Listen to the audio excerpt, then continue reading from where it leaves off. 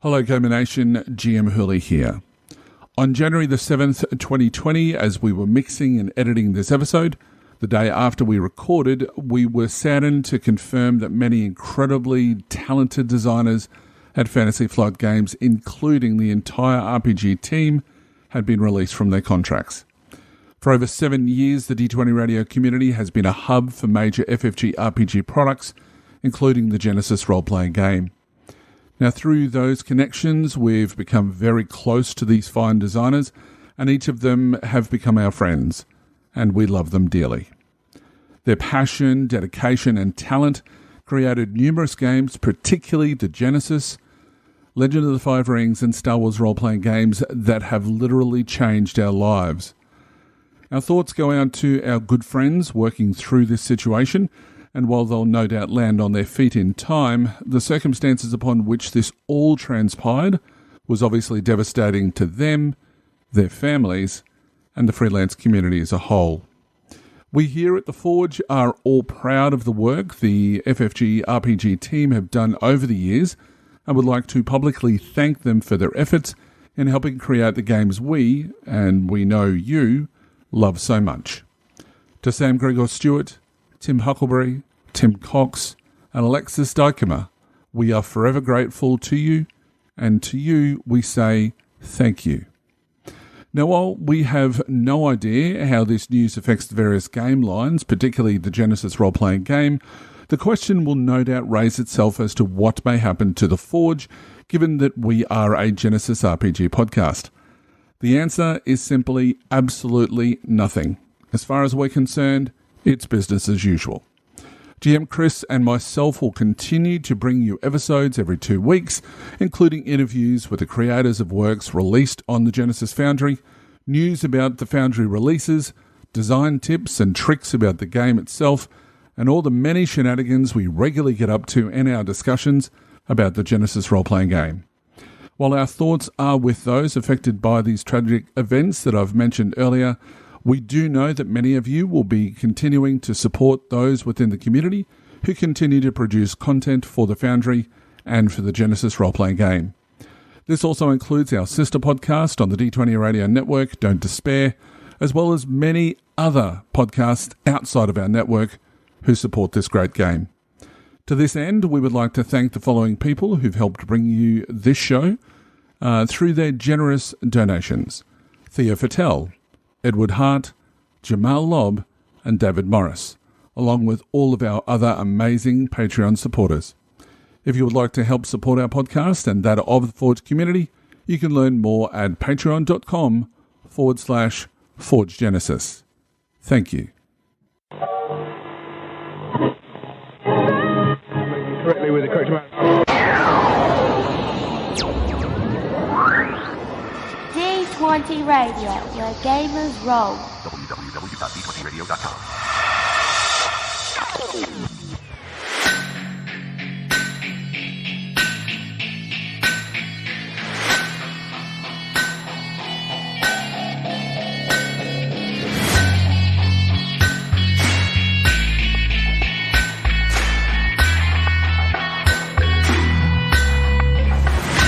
Welcome to The Forge.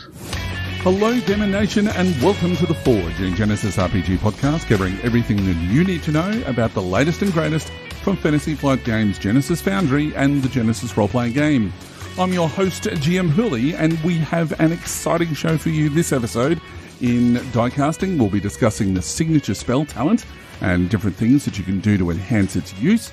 We'll open up the furnace to continue our series on magic by talking about actually reskinning the magic system in Genesys to something entirely new. In Breaking the Mould, we'll be talking to Joshua Taylor about his new supplement Critical Elements, and of course we'll be answering your games and rules questions in Under the Hammer.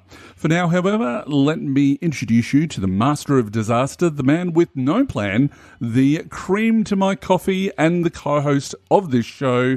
It's GM Chris. Chris, how are you going? I'm the cream to your coffee? Well, you know how it is. My coffee black, right?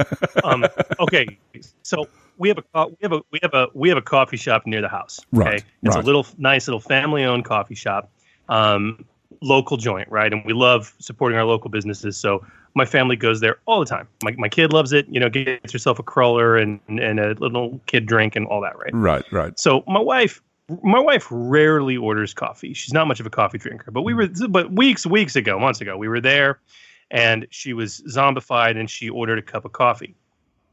And I was kind of surprised. And the woman who works the counter, who knows us by name, was surprised as well. And so she goes, well, Krista, how do you take your coffee?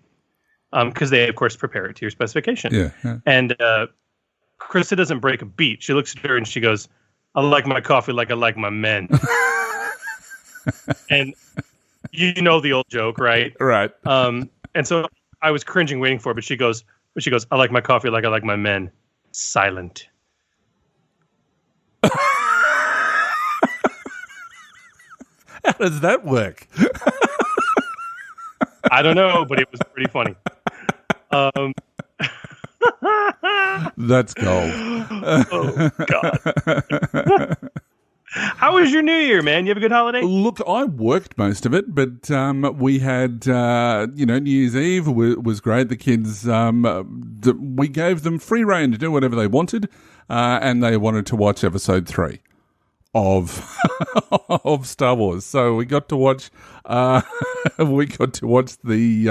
Revenge of the Sith while celebrating New Year's. So that was interesting.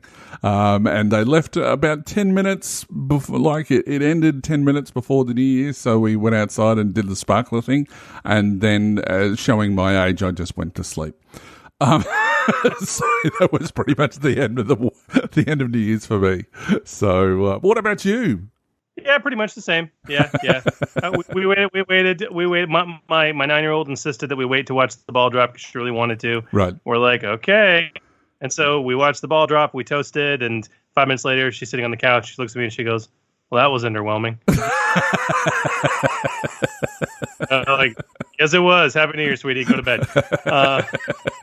Now, if we can just keep that methodology going all the way through, until she's 25, we'll all be great. What do you reckon? That would be, I reckon that will not happen, but a man can hope. But it was a good New Year, and it's been an exciting holiday season because my God, a lot was released on the Foundry in the last few weeks. I know, right? It's like everybody got their New Year's resolution to, I'm going to release something on the Foundry. So some really exciting stuff released. So I'd love to talk about it. You want to get into it? You want to talk about it? Yeah, absolutely. Look, let's take a look in Stoking the Fire. Stoking the Fire. And welcome to Stoking the Fire, a segment dedicated to letting you know all there is to know about the releases from the Genesys Foundry and the Genesys roleplay game. But first, Chris, would you like to take us through the D20 Radio podcast of the week? Of course. Now, if you love actual play podcasts, you will fall in love with one of our favorites, Ebberon Renewed. This D&D 5th edition adaptation of the beloved Ebberon setting has been going strong for almost 3 years, and the group is finally entering the final arc of the entire campaign. Now is the time. And if you haven't listened, this is the perfect time to plow through it, catch up, and really enjoy this amazing show with just a great cast. If you don't listen already, please go check it out. You can find it and many more amazing gaming and geekery podcasts over at d20radio.com. I just can't bring myself to believe that the campaign is nearing its conclusion. I want to know what they're going to do after that. What are they going to do after that, indeed? He says with a knowing wink and knowledge of a new segment that will be happening on this very podcast. That sounds exciting. But you also know what's super exciting as well, and that's Keyforge. Yay, they've finally been able to announce it because we've finally got the first announcement officially from FFG in their article Keyforge Secrets of the Crucible. Science fantasy campaign setting for Genesys. Now, this new article highlights the features of the book, focusing on the modular adventures with a new system of hooks, escalations, and climaxes, which will let the GM mix and match to create unique adventures each and every time that they play. That alone is worth the price of admission as far as I'm concerned, whether I play in that setting or not. Yeah, I'm with you there. I mean, that whole like what they describe, it reminds me of date night. You know, hooks, escalations, sometimes climaxes, and it's dear. Yeah, I'm gonna feel right at home. I just am. But no, seriously, I cannot wait for Keyforge. It's gonna be incredible. I don't know. I don't know if I can wait. I might have to pass the time though, and sate my appetite for the new with some of this new amazing content on the Foundry. As we said, whoa. We have so much to pour over. It's amazing, and some of them just came out of completely left field, which is great. So first up is Secret Agents, which is cool, and somebody has to do this for Game & Action Cons, surely. Now it's a compact espionage campaign setting from Lazaro Izagirre. Hopefully I've got that right. If I haven't, I apologize profusely. We'll get you there, brother. We'll get you there. Now, it includes the basics needed for a hard and fast espionage-based modern setting. It includes 25 new talents, which, reading through it, it's spectacular. So well done to Lazaro. And it's only $2. It's a quick hit for some new spy crafty content, which is right up my alley. I love it. All right. Well, okay. Speaking of getting there, there is something there that I am beyond thrilled to have this finally on the Foundry after the first time I ever saw him using these in their alpha format at Gamer Nation Con. And these are the incomparable Genesys Initiative tabs from the master himself, Mr. Sterling Hershey. Mm-hmm. This amazing print and play accessory provides a means to track and display initiative slots, PCs, NPCs, and their current conditions by placing these cool tabs on top of your GM screen or just on the tabletop itself. Mm-hmm. And all the tabs, the racks, the storage boxes that come with this for printing are all graphically themed beautifully to match the Genesys Core rulebook, and have versions to match the Android Shadow of the Beanstalk setting and Realms of Terranaut settings, but of course can be used with any setting. It is one of the most intuitive, useful, and time-saving initiative tracking systems I've ever come across. Mm-hmm. And of course, leave it to Sterling Hershey to develop it. Truly wonderful. You know, if you just throw some cardstock on your printer, you can make this. It's worth every penny. Mm-hmm. And at $2.95, it is a bargain to get your hands on a what is really a professionally designed, graphically brilliant accessory bonanza that will make your games run faster and with more clarity for you and your players. I cannot speak enough positive goodness about this product. Indeed. Genesys Initiative tabs. Yeah. Buy them. Make them, use them. They're amazing. Yeah, and he actually mentioned that earlier when we had him on the show. He talked about, because he did a D&D version. And he talked that he was going to be bringing in something Genesys related. So finally seeing it, it's absolutely amazing. Now, after he teased it heavily when he joined us on the podcast, Christopher Ruthenbach did not disappoint with his equipment guide. It's an amazing supplement. Now, while each setting in Genesys has its own lists of available equipment, the core rulebook is really only the starting point. This supplement, however, expands heavily upon the starting suggestions contained in the published material and is a guide to helping groups and GMs create their very own unique items and equipment for their settings. And it's a steal at pay what you want. Now, if you want an example of a man who practices what he preaches, Christopher is really that guy. He almost has a philanthropic philosophy to not place anything behind a paywall that a GM may need to run their games better. And that by itself is really outstanding. You know, Christopher really believes in this, and hats off to him for it. But when it comes to pay what you want, it really is a case of just because you can doesn't mean that you should. So, if you check out his supplements, or for that matter, anyone's supplements who has Pay What You Want on them, and you love them and then use them in your game, please consider going back and paying a few dollars for their work. This obviously pays the creators, and in this case, Christopher, for their time, and encourages them to make more fantastic content for the games that you love. In this case, for the Foundry. Speaking of fantastic content, just announced today is Guillaume Tardif's Skills Guide, Skills Supplement for Genesys. Now, inside these pages, you will find lots of new options to add narrative effects to skill checks while respecting the core rules of Genesys itself. It introduces new types of checks, including skill challenges, something which is very familiar to us, and the story check, rules for introducing sub-skills for more definition of your skill set, rules for enchanting and starvation, and guidelines for altering skills for combat, knowledge, and magic skills for your own settings. Now, this book comes in at a whopping great 122 pages, which really does match its price of $9.95. Still a good price for that much content.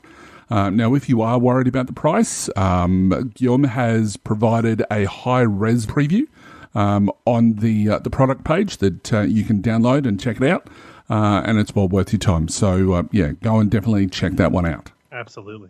And speaking of Pay What You Want and a similar model, we also have a new little supplement from a new author, Dennis Weaver, with his Heroes on Demand supplement. If you need pre-generated characters for a con or for new players, this product was designed for you. It is a quick little product. It's got 10 different easy-to-use pre-generated characters for use in any Genesys Fantasy or Realms of Terranoth game. And I love this because of the graphic design we were talking about with Katrina. Yep. The sheets are designed to fit on one-page landscape for ease of use at the table. Additionally, he's got versions of each of these characters in terms of 0 earned XP, beginner character creation. He's got versions at plus 50 earned XP and plus 100 earned XP, so that you have brand new pre-gens if you want to bring into an experienced party as well.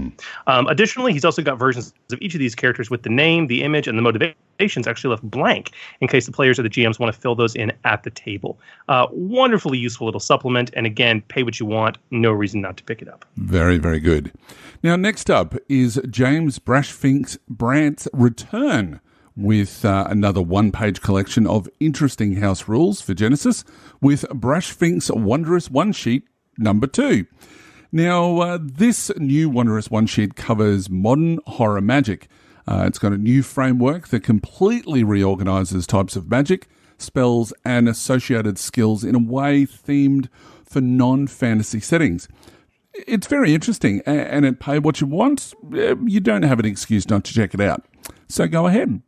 Yes. And lastly, for you aspiring designers and GMs out there in love with the specialization tree options in the expanded player's guide, obviously hearkening back to Star Wars, we have the specialization tree assets from Jim Parton for only $1. This set of asset files is specific for Affinity Publisher, and it does basically all the hard work for you. It lets you quickly and easily create specialization trees that look like they came right out of the published books. So if you're a fan of Affinity Publisher, a lot of people are because it's cost. They're using that to create their professional looking content. This is a wonderful resource to add to your lexicon for the content you create. Wonderful, good resource for Foundry creators out there. So thank you, Jim. Well done. Well done. So you can find these and many more Genesys Foundry content over at drivethrurpg.com by simply performing a search using the words Genesys Foundry. Awesome. Now, also, while you guys are surfing the web, why not jump over and become a supporter of The Forge by joining our Patreon? For as little as $2 a month, you can get access to our Discord server. Higher tiers provide priority in your games and rules questions being asked on the show, with our largest tier not only providing you with a special thank you at the top of our show, but also a special monthly get-together with either Hooly or myself to discuss your Foundry project or campaign. And, of course, all of your donations help the podcast directly, so we continue to provide you with excellent regular content. That's right, Gamer Nation. Join the Forge community by becoming a supporter at patreon.com/Forge Genesys. Mm-hmm. And thank you of our patrons for your support. It really is appreciated.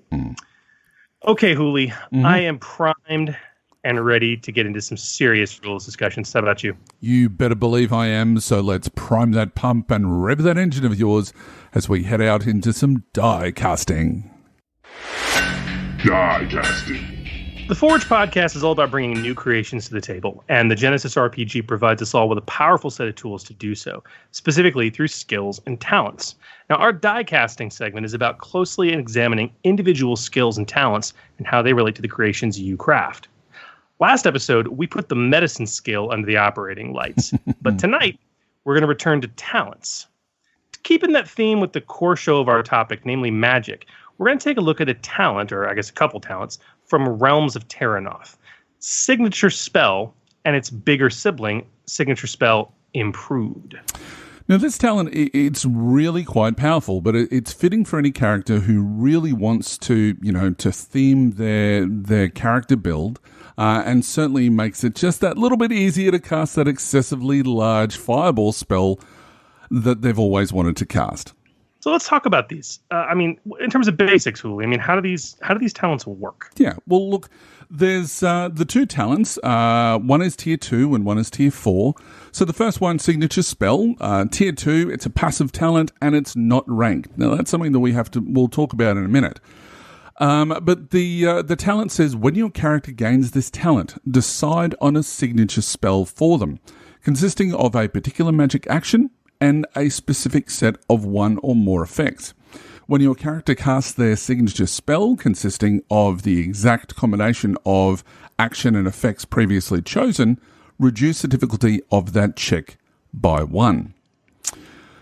And then its improved version pretty much says the same thing, except that it's a tier 4.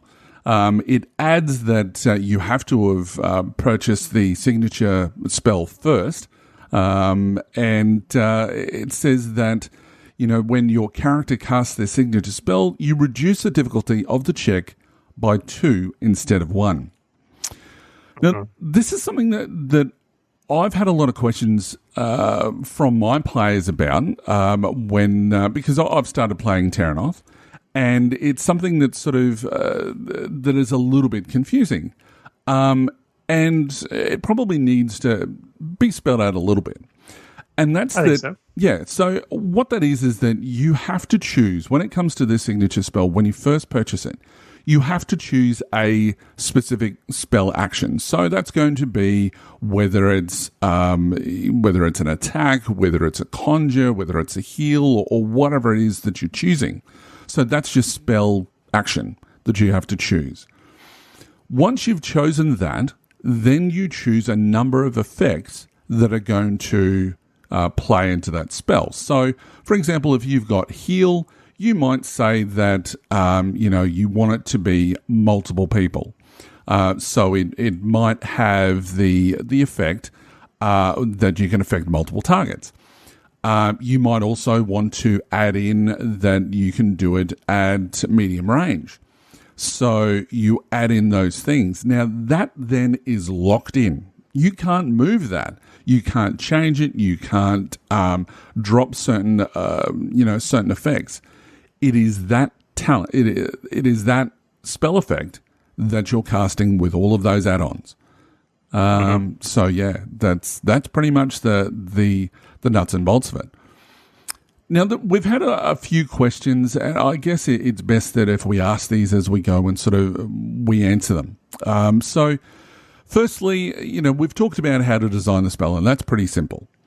The question, though, that's first up is how do you balance the spell selected so that you don't feel like you're wasting the talent? So what I mean by that is that how do you go, right, I want to choose my spell at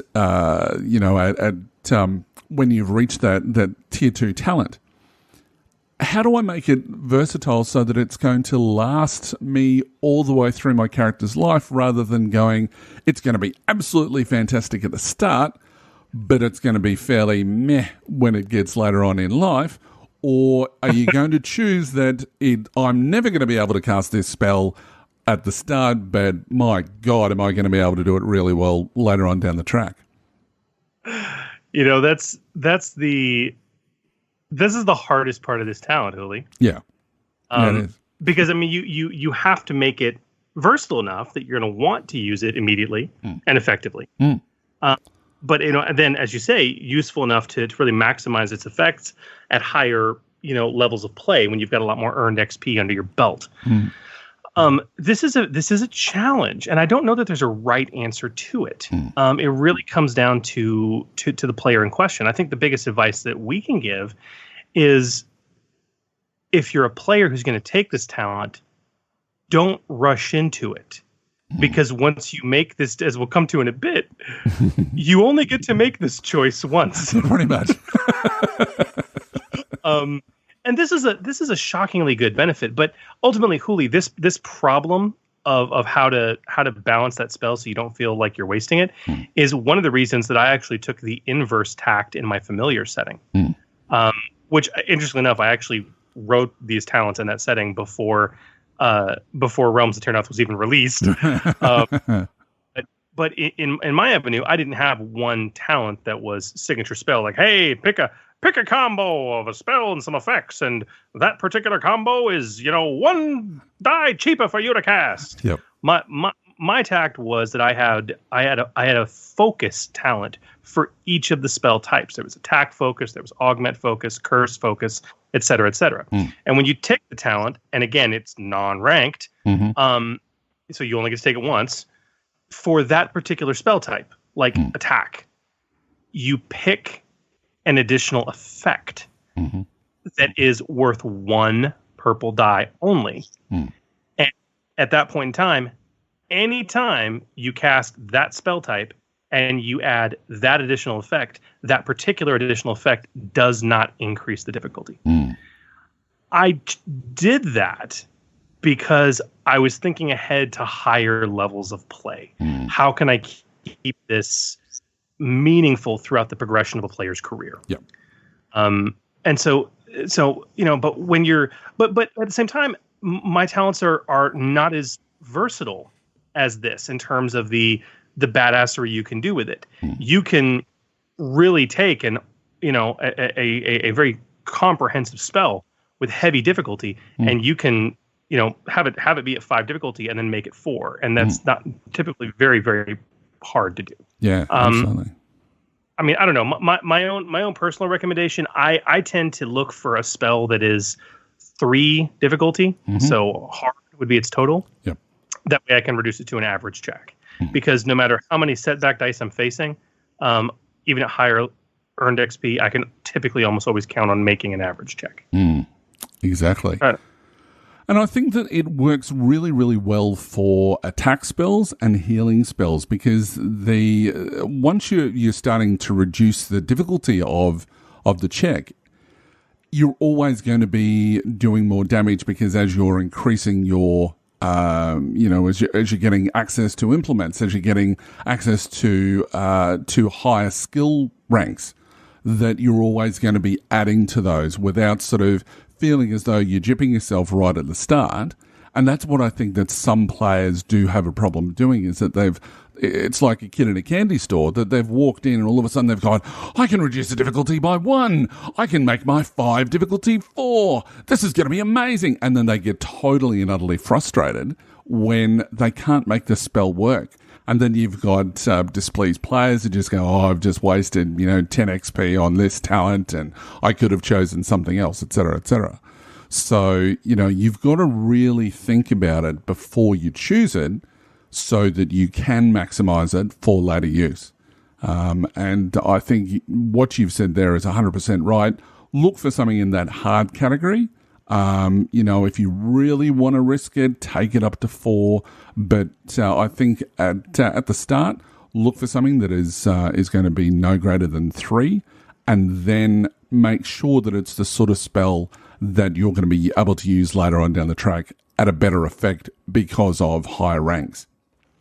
Yeah, no, and you dropped some serious wisdom there with attack and heal, Uli, because those are two choices where even at a higher level of play, at more earned XP, even if you pick a low difficulty heal spell or attack spell to apply this to, it's not an issue so much of not making it. It's an issue in those two spells cases of getting more successes because you reduce the difficulty. And for something like an attack spell, that means more damage. For something like a heal spell, it's even more important.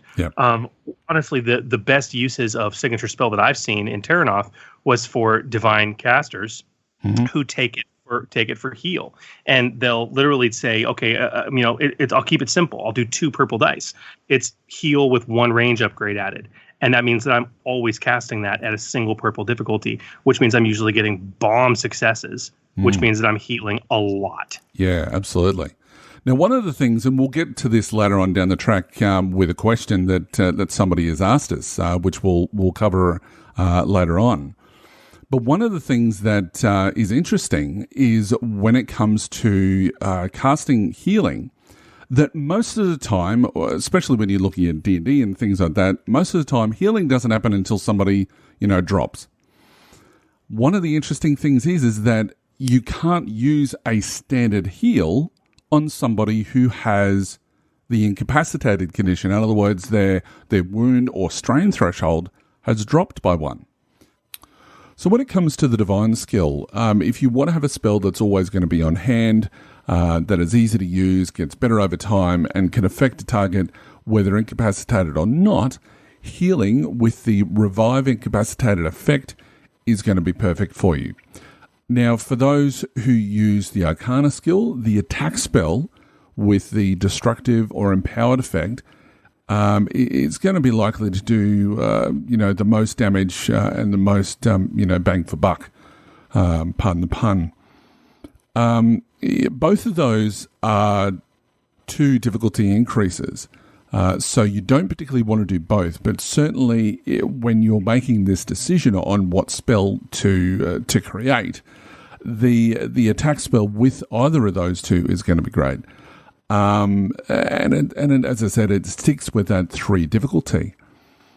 As for primal, though, your choice might be better suited to perhaps something like Conjure. Now, using that spell, it stays in theme with what a primalist is going to be all about, and allows you to it gives you that versatility to conjure things quickly, and if you're running away or something like that. Now, my suggestion would be to choose additional summon and 1 or maybe 2 range increases, remembering that when it comes to conjure, it's in engaged range. So whenever you cast it, it turns up right next to you. To get it out to short, you need a 1 range band increase. To get it out to medium, you need 2. The problem with this is that it obviously increases the difficulty from that 3 purple die to 4. Now, even though that it's reduced by signature spell down to 3, it's still, for a beginning character, it's not always going to be successful. So really, it's going to be up to you. You can get around the range increment increase by using implements, such as wands and things like that. So if you want to do it and you just want to get it out at short range, just go with one range increase. And so that's going to bring your difficulty back to that 3 purple die, which is what we're suggesting. So therefore, when you have a signature spell, it's going to be only 2 purple die, and you're going to get it off more often, which is exactly what you do. It's going to save you frustration. And later on down the track, especially because you've got additional summons, 2 advantages are going to get you more minions to basically be summoning that the NPCs that are chasing you are going to have to deal with, or even if you're battling them, they're going to have to deal with that as well. So that's what I'd be suggesting as far as what sort of spells you should be choosing. Now, Hooly, the fundamental issue, though, and I want to ask about this. Yeah. Because this builds off this next question. You can only take this talent once. That's right. And, you know, when you take this talent, you're stuck with it. So, and, you know, we talked about that a little bit earlier. But the thing that probably from a design perspective that I've heard some people talking about is that, you know, could this be an opportunity to design an advanced talent that allows you to gain this talent for a second spell? And the shorter answer is don't do it under any circumstances, please, please, please. Because what that's doing is that, especially if you've got the, the improved version, even if you were to make it a tier 5, it means then that the improved talent still affects this new talent. So you can then be casting 2 different spells at way different difficulties, way different reduced difficulties. So it's going to be a little bit OP. So yeah. Not a little bit. A lot. Now, another question that I've been asked about this as well is, does the spell have to look the same every time that you cast it? So if you've got an attack spell, does it always have to look like a massive fireball? Or if you've set it up with some sort of acid type look, does it have to be an acid ball? Does it have to be this? Well, it's going to go down to what sort of effects are there. But this question specifically came up in my own game when it came to the conjure ability. So when you've got a conjure spell, do you have to specify exactly what type of animal that you're going to be conjuring? And the answer is no. So again, it goes down to your spell selection. You want something that's going to be a lot more versatile. So if you've chosen conjure and you want to make sure that it's a medium range and you want to make sure that it's a silhouette 2 creature, for example, that you would be setting that in stone now, but then it's a little bit more random as to what sort of creature you want to summon. So it is more versatile. So if you're in a water adventure, you can still use that signature ability or that signature spell, but you can conjure a dolphin, as opposed to being in the desert where you might want to conjure a pack or a camel if you really needed to get out of the way in a hurry. That sort of becomes a lot more versatile as far as choice goes. So, the short answer is no, it doesn't need to look the same, except when you're looking at the effects that you've applied. So if you've got the fire effect when it comes to the attack spell, that it's probably going to narratively look a little bit fiery, or at the very least something quite hot. And the same sort of thing would apply with electricity as well. Anything to add there, Chris? No. I mean, you covered it pretty extensively there. Cool. My next question though about these, how does this talent or these talents work with implements? And this is another one I've seen repeated. I mean, can you, even though you have this set talent, this set spell recipe, like this is it.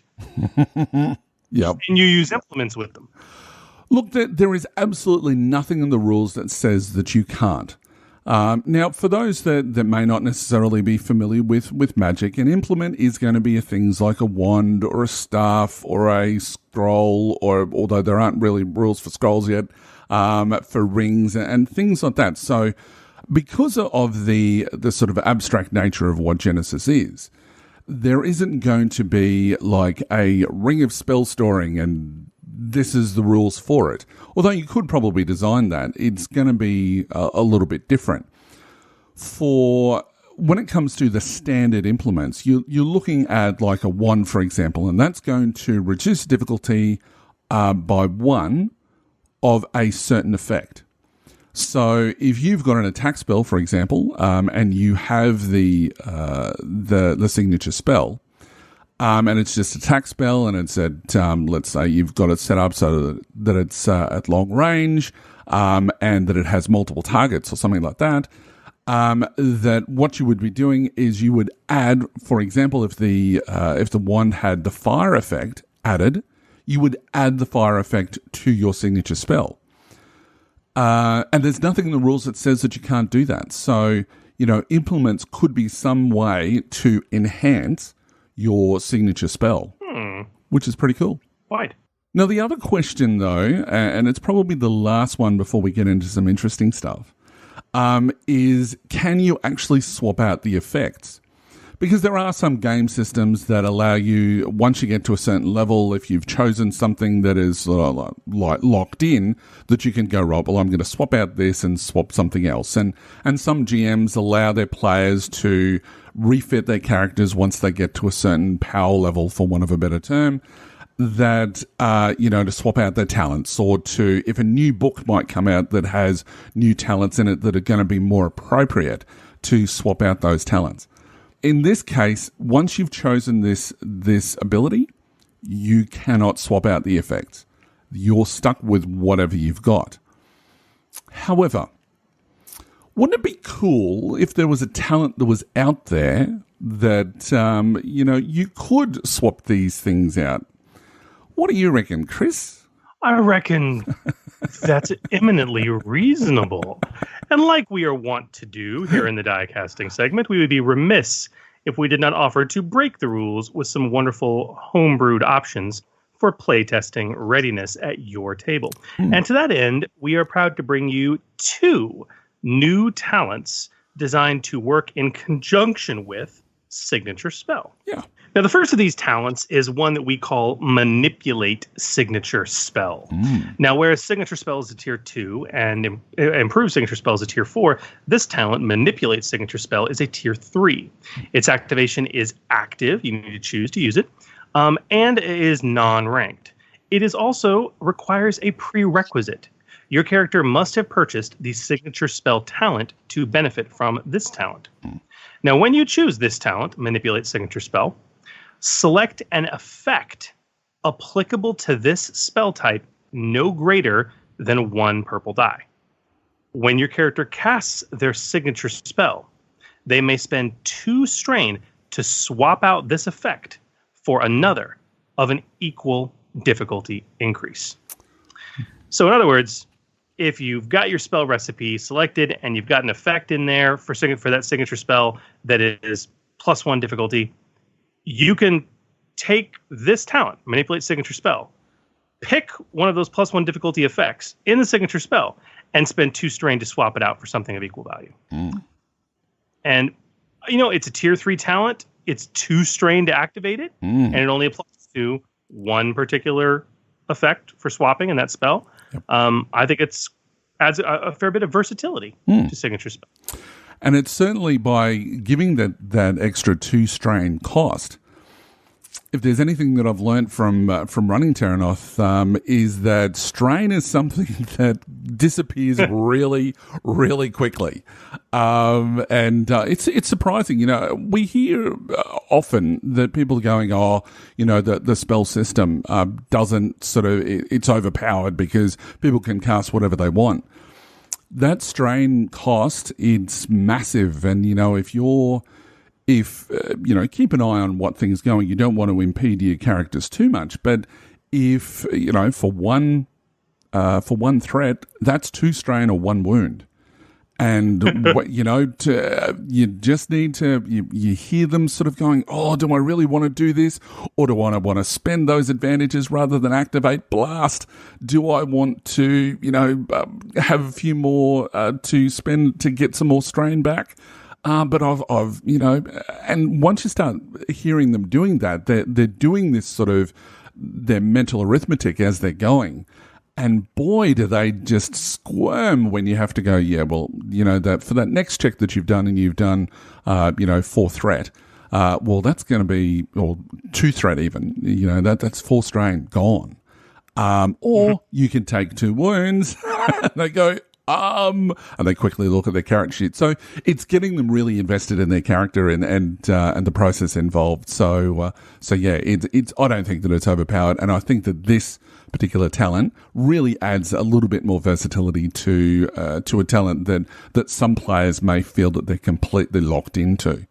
But our second talent that we've got is it's the improved version of Manipulate's signature spell. It's a tier 5, and when you hear what that is, you'll understand why it's tier 5. It is an active activation, and your character must have purchased a signature spell talent to benefit from this talent. When you choose this talent, select an effect applicable to this spell type, no greater than 2 difficulty, or plus 2 difficulty. When your character casts their signature spell, you may spend 4 strain. That's huge. 4 strain to swap out this effect for another existing effect that is no greater than the chosen effect's difficulty increase. So, you know, if you've got something like that increases it by 2, you can swap it with another one that's an increase of 2, or you can swap it out for something that's going to be an increase of 1. Obviously, the end effect is still going to be a higher difficulty for doing that. But when you look at it, you're spending 6 strain to do that. So there is quite an applicable cost involved. But again, it's making that signature spell that people might feel restricted with to expand their options, I guess, and really give their character a lot more flavor. You know, going back to the Mongo healing spell you were talking about earlier, where you choose that incapacitated additional effect, and you add that in, so you can always do that. So you can bring somebody up who's down. Take this talent for that effect would allow you to swap it out for anything else you want. So if they're not down, you can still get that reduced difficulty. Very handy, very helpful. Absolutely. So now, obviously, where can people find these 2 wonderful new talents? They can, of course, find them beautifully written up in the resources section of our website at forgegenesis.com. And guys, please get these on the table, get them play tested, and let us know what you think. Absolutely. Fun talent, fun discussion. But Hooly, I think it's time to pump the bellows and heat things up as we open up the furnace. The Furnace. And welcome to The Furnace, the segment where we take a deep dive into a topic concerning custom creations using the Genesys role-playing game. Now, tonight we're going to return to our multi-show discussion on the magic system in Genesys. Now, we first covered the bare bones of magic in episode 8, De-mystifying the Mystical, part 1, and we continued that discussion in episode 10, De-mystifying the Mystical 2, Electric Boogaloo. But all of that has been laying the mad foundation for tonight as we finally begin tackling the Herculean task of reskinning the magic system in its entirety. And considering the bone-breaking task ahead, it might be quite fitting to end up calling our third installment of Demystifying the Mystical Beyond Thunderdome. As we determine who exactly runs Barter Town in this episode, we will be continually referring back to the rules of thumb and the lessons we explored in episodes 8 and 10. But this episode will solely focus on taking those learnings and bending and breaking them in a balanced fashion to create something entirely new. And truth be told, guys, we just didn't want to lay a 6-hour episode on you. It is going to take us much more than this single episode to accomplish this task. Yeah. As primarily because we have decided on the show here live to insanely create an entirely new reskin system based on the magic mechanics with you. Walking you through that as we go through these lessons. And it's going to take us some time. Yeah. It's going to be a fun discussion, no less. And as a continual reminder, as Chris said, we spent 2 whole episodes talking about how magic works. Episode 8 covered spells, skills, and additional effects, as well as the magical maneuvers available in the core rulebook. In episode 10, we covered penalties when casting spells, spending threat and despair for magic, and also how magic skills can and should be associated with careers.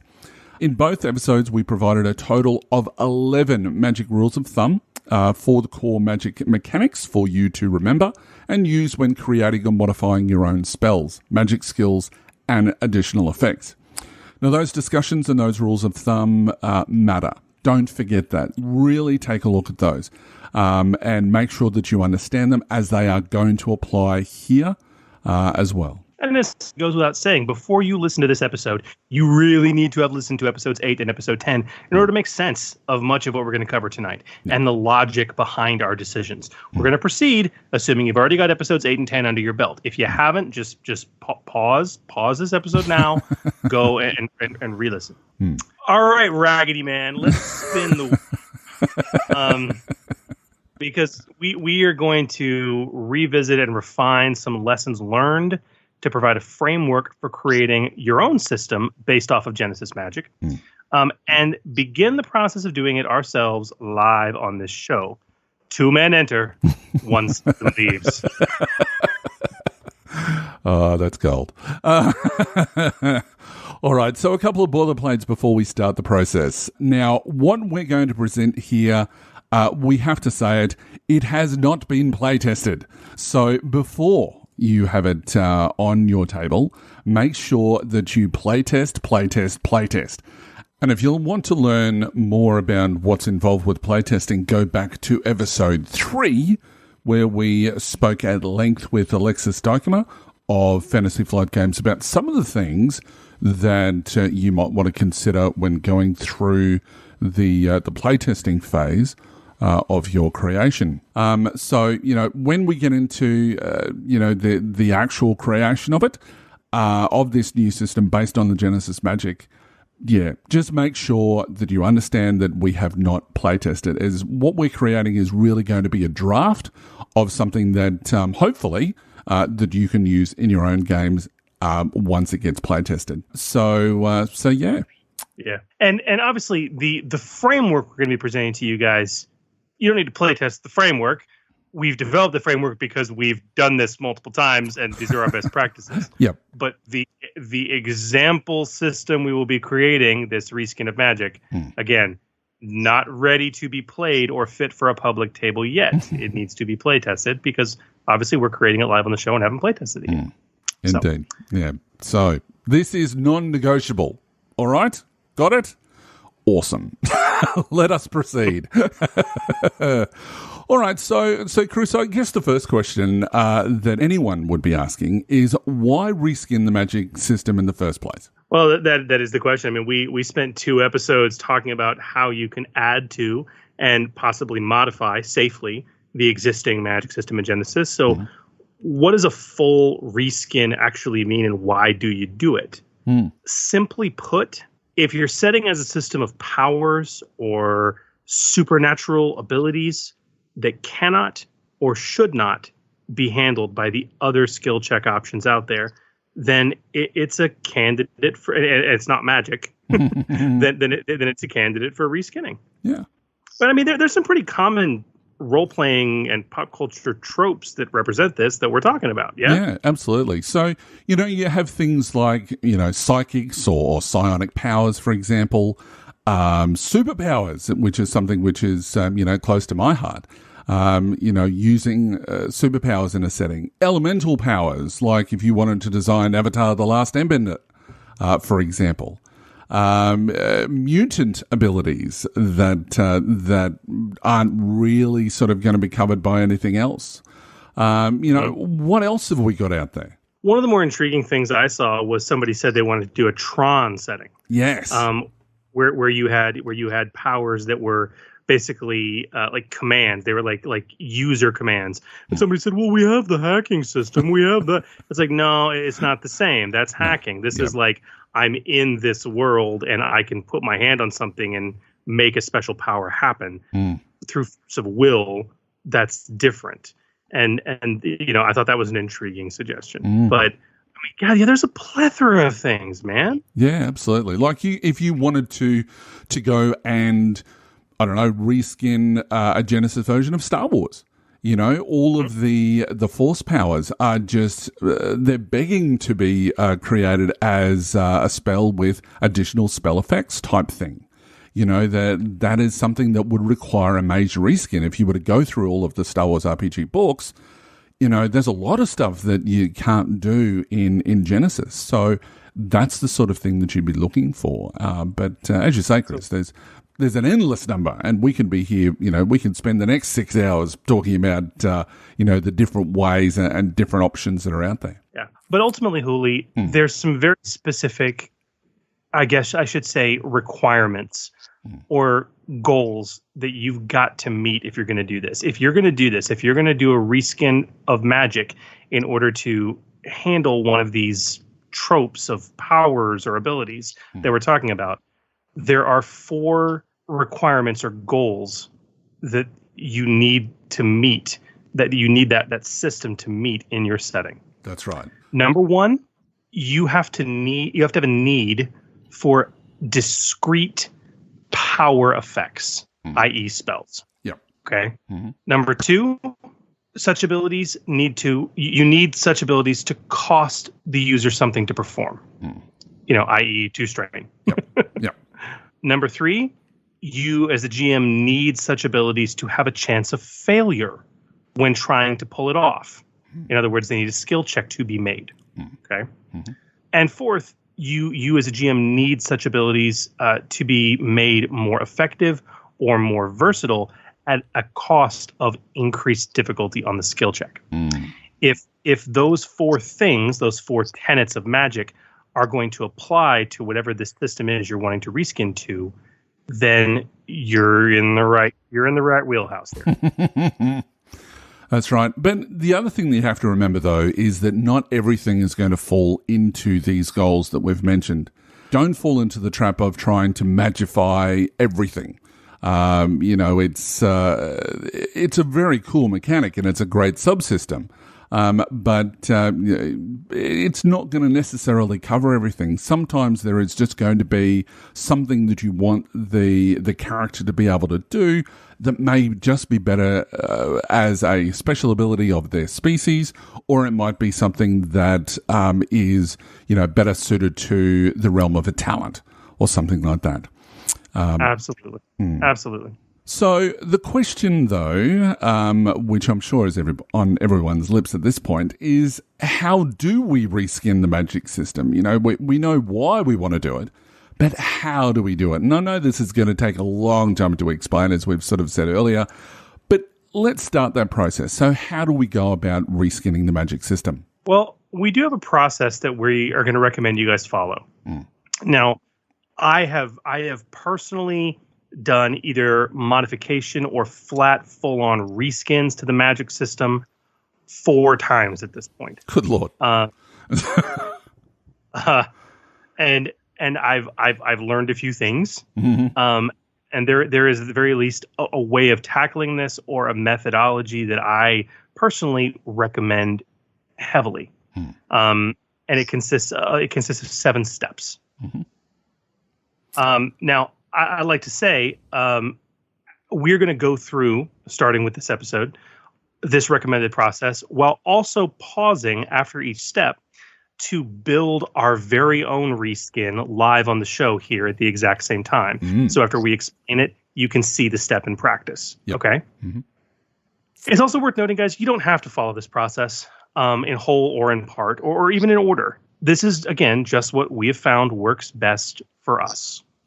So our first step is to rough out your concept. Now, this is kind of it's a bit of a no-brainer, but actually going through the effort to explore this and write it down will heavily inform your later decisions when going through this process in a very, very positive way. All right, in step 1, we've got 2 questions that we have to ask. So the first one is, what is or are the source or sources of these powers? First question you got to ask yourself: do they come from the mind, or are they like learned abilities? Am I like a wizard? I can go study and just figure this out. Okay.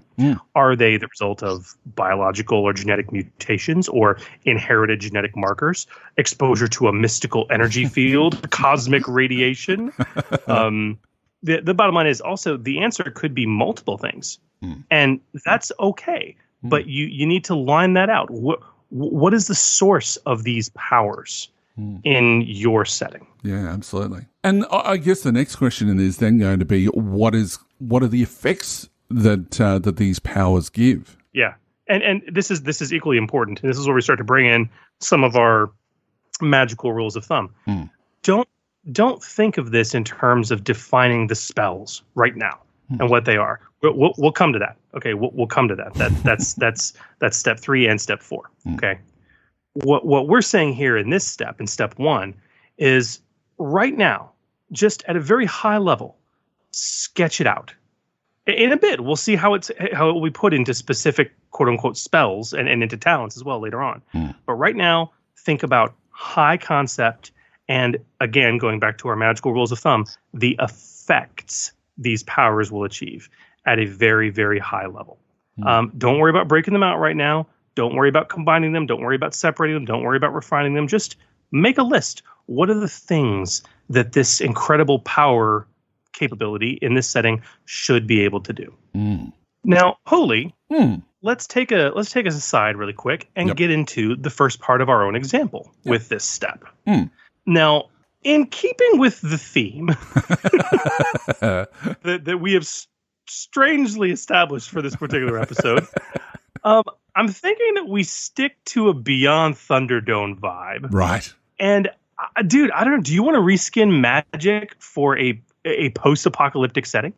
I think that would be absolutely fantastic. And I think that when you're talking about a post-apocalyptic setting, you're obviously looking that radiation maybe played something into it, or some sort of, maybe it was a virus or something like that has affected the people. So I think that we should look at mutations. What do you think? I think it is brilliant. And so for our example, as we go through this, guys, we are going to be reskinning the magic system of Genesys into a system for mutation-based powers. And this is very important, with a post-apocalyptic set of effects and usages. Yep. All right? So, okay, Hooly, now that we've figured that out, let's go through this rough out, and let's ask the questions. What is or are the source or sources of these powers if we're doing mutation in a post-apocalyptic setting? Obviously, it's going to be mutation. So, that's the source. But whereabouts does it come from?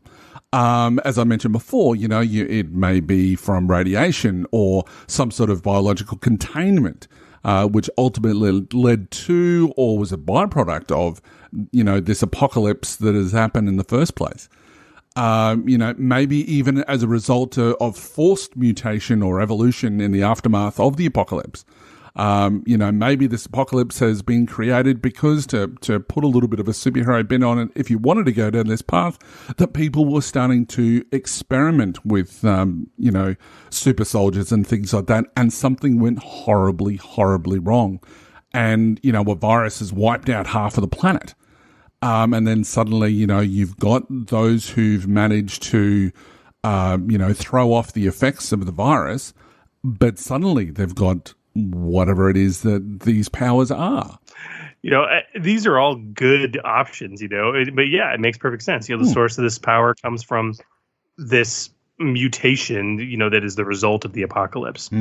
Now, keeping that in mind, and we think about this theme of mutation specifically, and when you and I, Hooly, are searching into the backs of our brains for all of the post-apocalyptic games we've ever played, whether they be on the table or on a video game screen, or in movies we've watched. Yep. And when we think about the world that these inhabitants are going to be inhabiting, let's line out what the effects of these powers are going to be. Yeah. Because honestly, it's going to be fairly broad. Yeah, look, the mutations though are obviously, they're going to be both obvious and perhaps invisible. If you look at the likes of mutants, and if you were to have like an X-Men setting type thing, you've got some who are like Nightcrawler, who everything's just out there that they can't, hide that.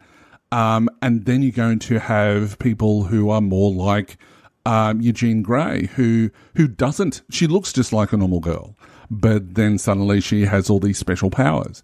So it is going to be obvious and both invisible. Meaning, what I mean by that is that, there's going to be common mutations like psychic powers, as I said. As to what these abilities do, though, you're going to have attacking, which, it's causing damage without using a weapon. So, you've got the likes of Jean Grey or, with some sort of psychic powers or something physical but still weird like, acid vomit or porcupine-like spikes or blasts of radiation or something like that. I think you bring up a really good point there because, we talk about these mutations that can be subtle, but at the same time also obvious. You brought up the example of X-Men. To keep things post-apocalyptic, I'm casting my brain to Fallout. Yeah. And I'm thinking of the super mutants, and then to a lesser extent the ghouls, who have obvious, massively visible physical mutations. And, in the case of mutations like psychic powers, maybe I just look like a normal human, but I've got these mutations. Also, let's also not forget the amazing paranoia setting, another great example of mutant powers. Yes. But when you bring up the example of, I want these abilities to attack. Yeah. If I have psychic abilities, I can certainly attack somebody with that. But at the same time, I might be a big freaking super mutant hulking dude with, who can shoot porcupine spikes out of my spine.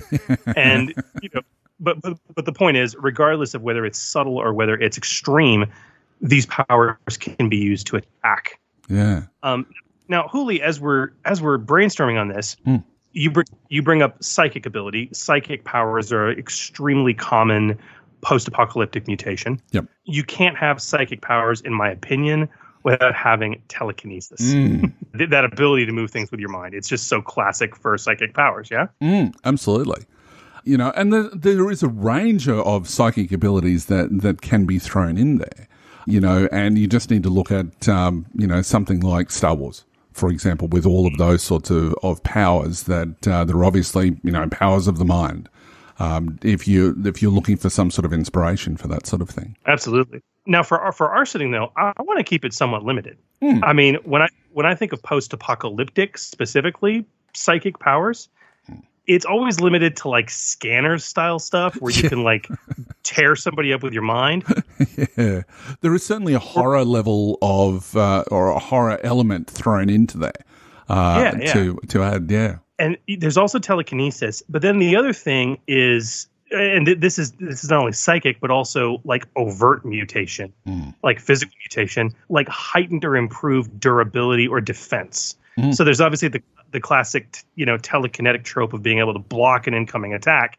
And I think that should be represented. But at the same time, I might be a badass super mutant with scaly, thick hide that can just take a blow much better than somebody normally could. Yeah.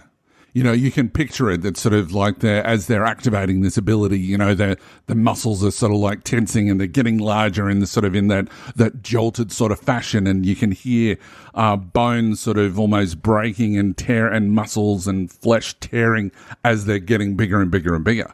So yeah, that sort of stuff, that's sort of that horror element. Well, now could we take that beautiful image you just painted and expand that further? Because so far we said we know we need attacking, we know we need telekinesis, we know we need improved durability or defense, but that idea of hulking out, so to speak. Yeah. What about improving just physical or even mental abilities? I mean, super strength. Yep. Super intelligence. Heightened speed. Yeah. I mean, that, especially from a physical mutation standpoint, that would track. Yeah, absolutely. The super fast speed or even healing or, survivability in, strange circumstances, for example, like if they have to go through a radiated field, being able to, breathe toxic atmosphere or sort of like go through one of those, a blast zone that, that's recently had a nuclear device go off or has still that residual radiation that they can walk through normally. If you've got something like Waterworld, you might have somebody who's got the ability to be amphibious, for example. that sort of thing. Yeah, these are all good mutations. Okay, so we've got attacking, we've got telekinesis, we've got improved durability / defense, we've got improved physical / mental abilities, we've got, you mentioned fast healing, and then I love this because it's very... I don't know that I would ever do this outside of an apocalyptic setting, but it makes sense for an apocalyptic setting. So, what did you say? Survivability in strange circumstances. Yeah. And that very situational. I absolutely love it. Okay, now, Hooly, some of these abilities might be discrete, quote unquote, spells. Okay. Others might actually fall into the realm of talents. But we'll get to that. So that's step one. I think we've at this point roughed out our concept of post-apocalyptic mutation ability. So at this stage, we really need to go to step 2, which is to define your skills. So what we mean by that is that we need to work out what skills are going to be used to power what abilities. We've got skill checks as part of this process. We really do need to work out, what skills are going to play the biggest part in this process. And that's obviously not just the magic skills themselves or the equivalent thereof, but also we need to look at the skills that are going to power these other abilities, because there are certain effects, obviously, when it comes to spells that are affected by like knowledge skills and whatever else when it comes to magic. So we kind of really need to look at that. So, Chris, can you kind of talk to us a little bit about that and how we're going to link those skills in with these, the equivalent of the spell actions? Well, interestingly enough, we're not going to link him yet. It's actually going to come in step 3. We do, right. Now, but then you kind of do and you kind of don't. Okay, so this is the fundamental problem here. So this is step 2, defining the skills. Yeah. But it really does happen in practice in concurrence with step 3, which we'll come to. And you guys will find that as you flesh out step 3, you will often be coming back to step 2, define your skills, to make adjustments to those skills. Yep. But for the sake of an organized podcast, we've decided to bring into step 2 and step 3. Yep. And step 2 is about defining your skills, taking heavy lessons from the magical rules of thumb we went through in episode 8. And there's a couple key things you need to do. The first is, based on your concept that you just defined in step 1, define the skills needed to attempt these abilities. Now, there's a couple different tactics you can take here to help figure out, first of all, how many skills you should be creating. It might, Hooly, just be 1. Might be 4 or 5. I find that answering just a couple simple questions at this step about your concept really helps mold that choice. 2 specific questions. Is the ability to do this thing, whatever your reskin is the ability to do it rare? Now, I'm not talking about rare in the setting. What I'm talking about is rare in terms of PCs having the ability. Right. If you expect to have maybe 1 PC in the party with the ability to do this, it's rare. At that point, your skill list should be shorter, perhaps even limited to a single skill in order to do it. Now, if half of the party or more is going to have such abilities in all likelihood, then honestly, 3, maybe 4 skills is wise. The other question to ask on this is, does your concept that you defined in step 1 have different power sources for these abilities? While it's not always going to be this way, usually unique power sources translate to unique skills. That's what we see in Magic, right? Now, the question that I've got, though, because you talk about if, half the party has got it, what happens if everybody in the party has got it? What happens if you've developed this post-apocalyptic setting that, as I mentioned before, you might have a situation where they've been messing around with a super soldier program or something like that, and suddenly this virus is affecting everyone. It's got out into the atmosphere, almost like a bit of a Walking Dead, but instead of people who've survived, that they are just survivors, that everybody has those special abilities. How does that work?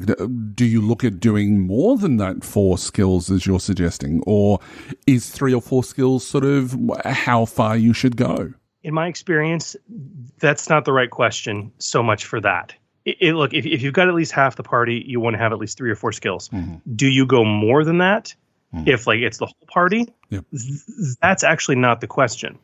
The question then becomes, how often are they going to be using these skills? And I'll give you 2 good examples, okay? Mm-hmm. In my Aegis setting, my superheroic Green Lantern inspired setting, right. Okay? Mm-hmm. This is a setting where all of the party, all the PCs are going to have these powers, right. Okay? Mm-hmm. In my Harry Potter setting, mm-hmm. This is a setting where all the party are going to have these powers. In Harry Potter, I had 6 magic skills. Right. In Aegis, I had 3 power skills. The reason for the disparity was because, unlike Harry Potter, in the Aegis setting, those aren't the only checks I expected, and playtesting bore this out, I expected the characters to make during combat. They are going to be using combat skills. They're going to be using varied other skills that go past their powers frequently. And because that was the case, Aegis warranted bringing this down to 3 skills. In Harry Potter, it's Harry Potter. The only thing they ever do is make magic checks. Right. That's it. Mm-hmm. Okay. So even though we had combat skills in the game, they're never used. Okay. So because of that, it made sense to really bump it up to 5 or 6 unique magic skills in that case. Also in Harry Potter, each one of those magic skills corresponded to a different quote unquote power source or school of magic. Which makes a lot of sense. Yeah, absolutely. So how do we flesh out these skills though? You know, what are we talking about here? Well, when we talk about fleshing it out, once you define those skills, you know how many you need. When you flesh them out, you need to associate one of the 6 characteristics that every character has to each one of these skills in a very logical way based on the source of the power. And then, of course, name the skills. Honestly, again, episode 8, remember from the magical rules of thumb, just a couple of key takeaways here to remember. Yep. First and foremost, try very hard to avoid using brawn or agility as an associated characteristic for a magic, or in this case, magic-like skill. Yep. Okay, it creates a super characteristic. It's a super stat. It's bloated. The other thing I've just learned from hard experience, it tends to make my players a little more diverse and happy. If possible, promote character diversity by trying to use different characteristics for each skill if you have multiple skills. You know, again, as just, you don't have to, but it's a really good best practice if you're able to pull it off. Sensible with the sensible restraints of your setting. Yeah. And I guess you've also got to put in a certain level of logic to it as well. That, you know, a mind-based power is obviously going to be something that is, that is connected to a whatever it is that the power is trying to do. So, you know, if you've got some like telepathy, for example, that has an ability to be able to manipulate people's minds or convince them of something, presence is probably what you should be looking at. If you've got something that is going to be moving things with your mind with telekinesis, you know, you should be looking at something that is more will focused, because it's really going to be all about you know, how much endurance you have to lift this thing. You know, look at it from how you would see it in a film or a television show. What do they look like when they're doing these sorts of things? Are they relaxed? Are they less relaxed? Are they having to put in all that effort in? That sort of stuff. Absolutely. Absolutely.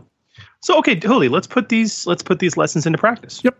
So our power source is mutation. And so, that's a single power source. But honestly, for our post-apocalyptic setting, these mutations should be fairly common, at least in our PCs that are involved in this setting. So I'd have to say, when we ask the question, how many players are involved with having that, I'd say at least half the party are going to have these abilities in some sort of form or fashion. I agree. So then we ask the two questions. We, based on your concept, define the skills needed to attempt these abilities.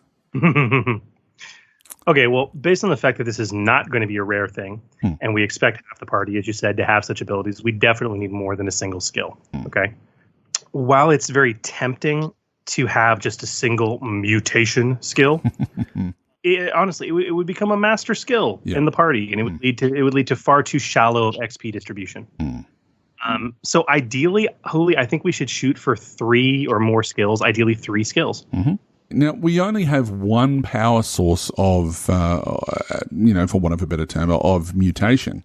So how can we keep true to that while getting some very varied skills, I guess? Well, I mean, mutation is the general power source. I mean, it's kind of like saying magic is a power source, right?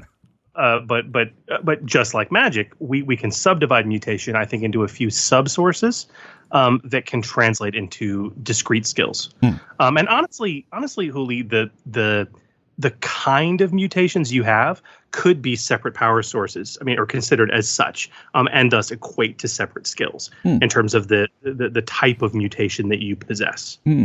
So based on what we've roughed out then for our concept, we should have skills to cover, I guess, psychic abilities and physical mutations.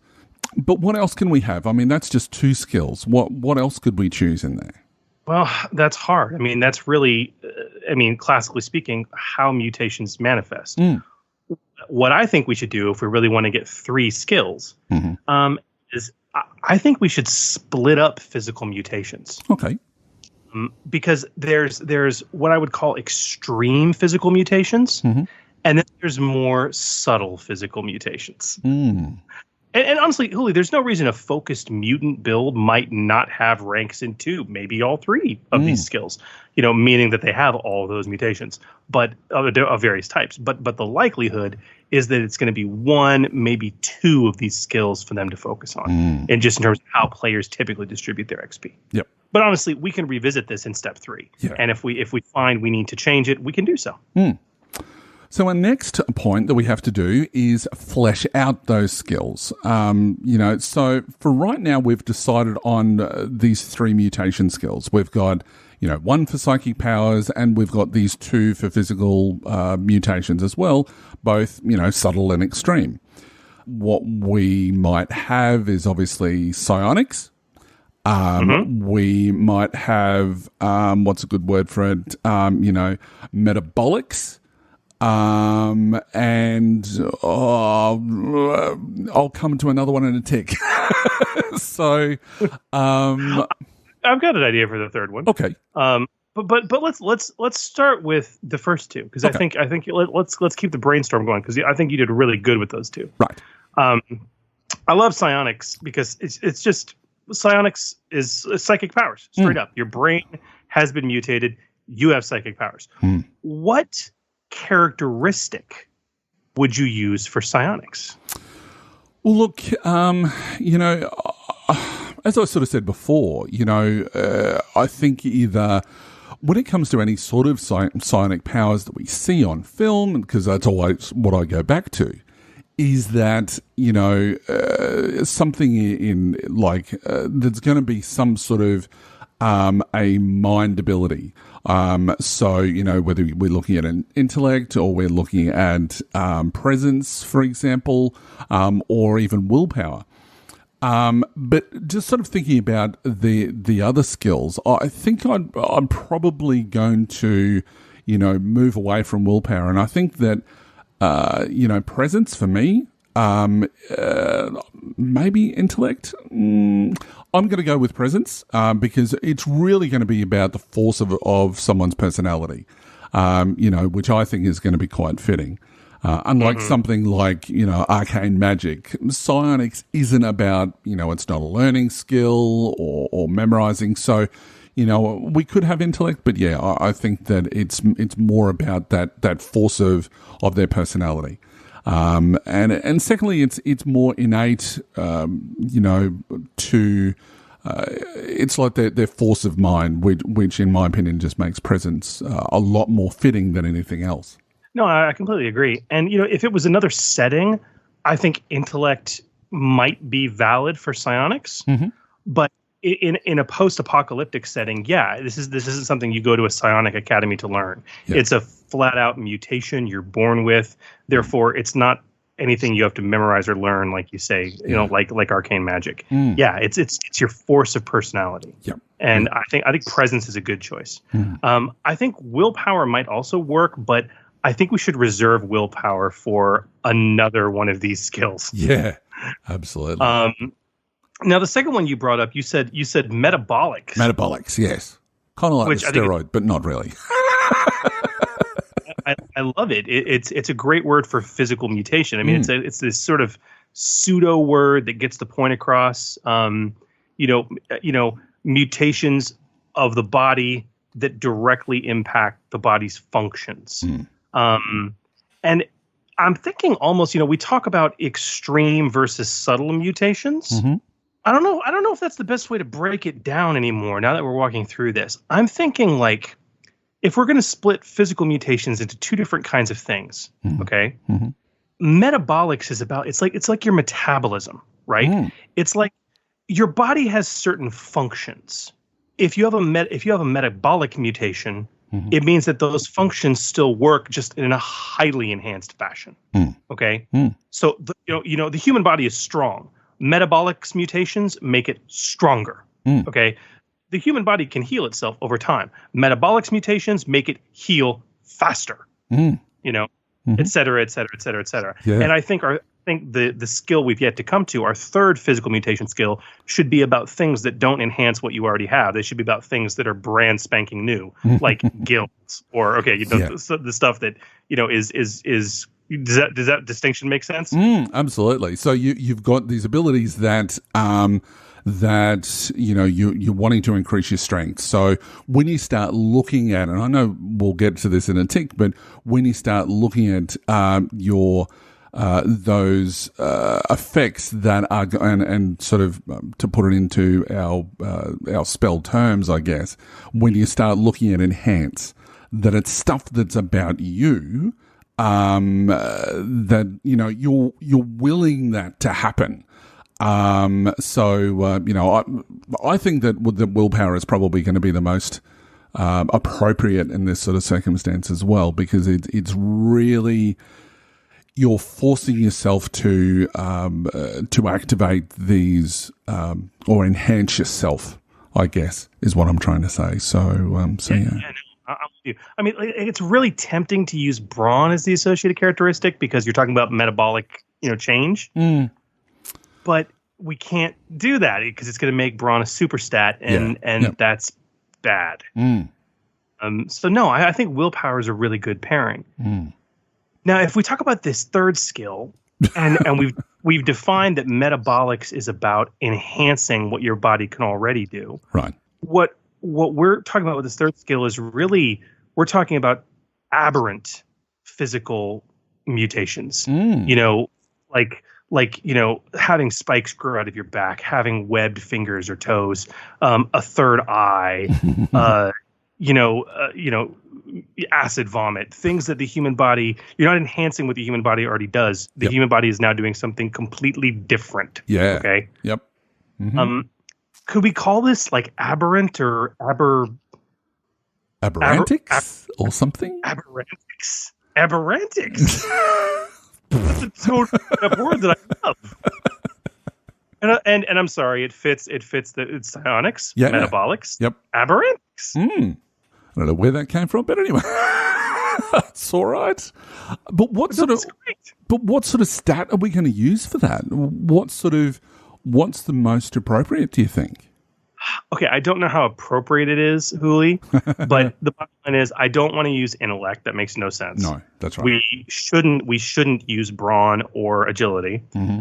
And I don't want to repeat a characteristic we've already used that leaves cunning. Mm. I actually don't see cunning as too bad of a pairing. Mm.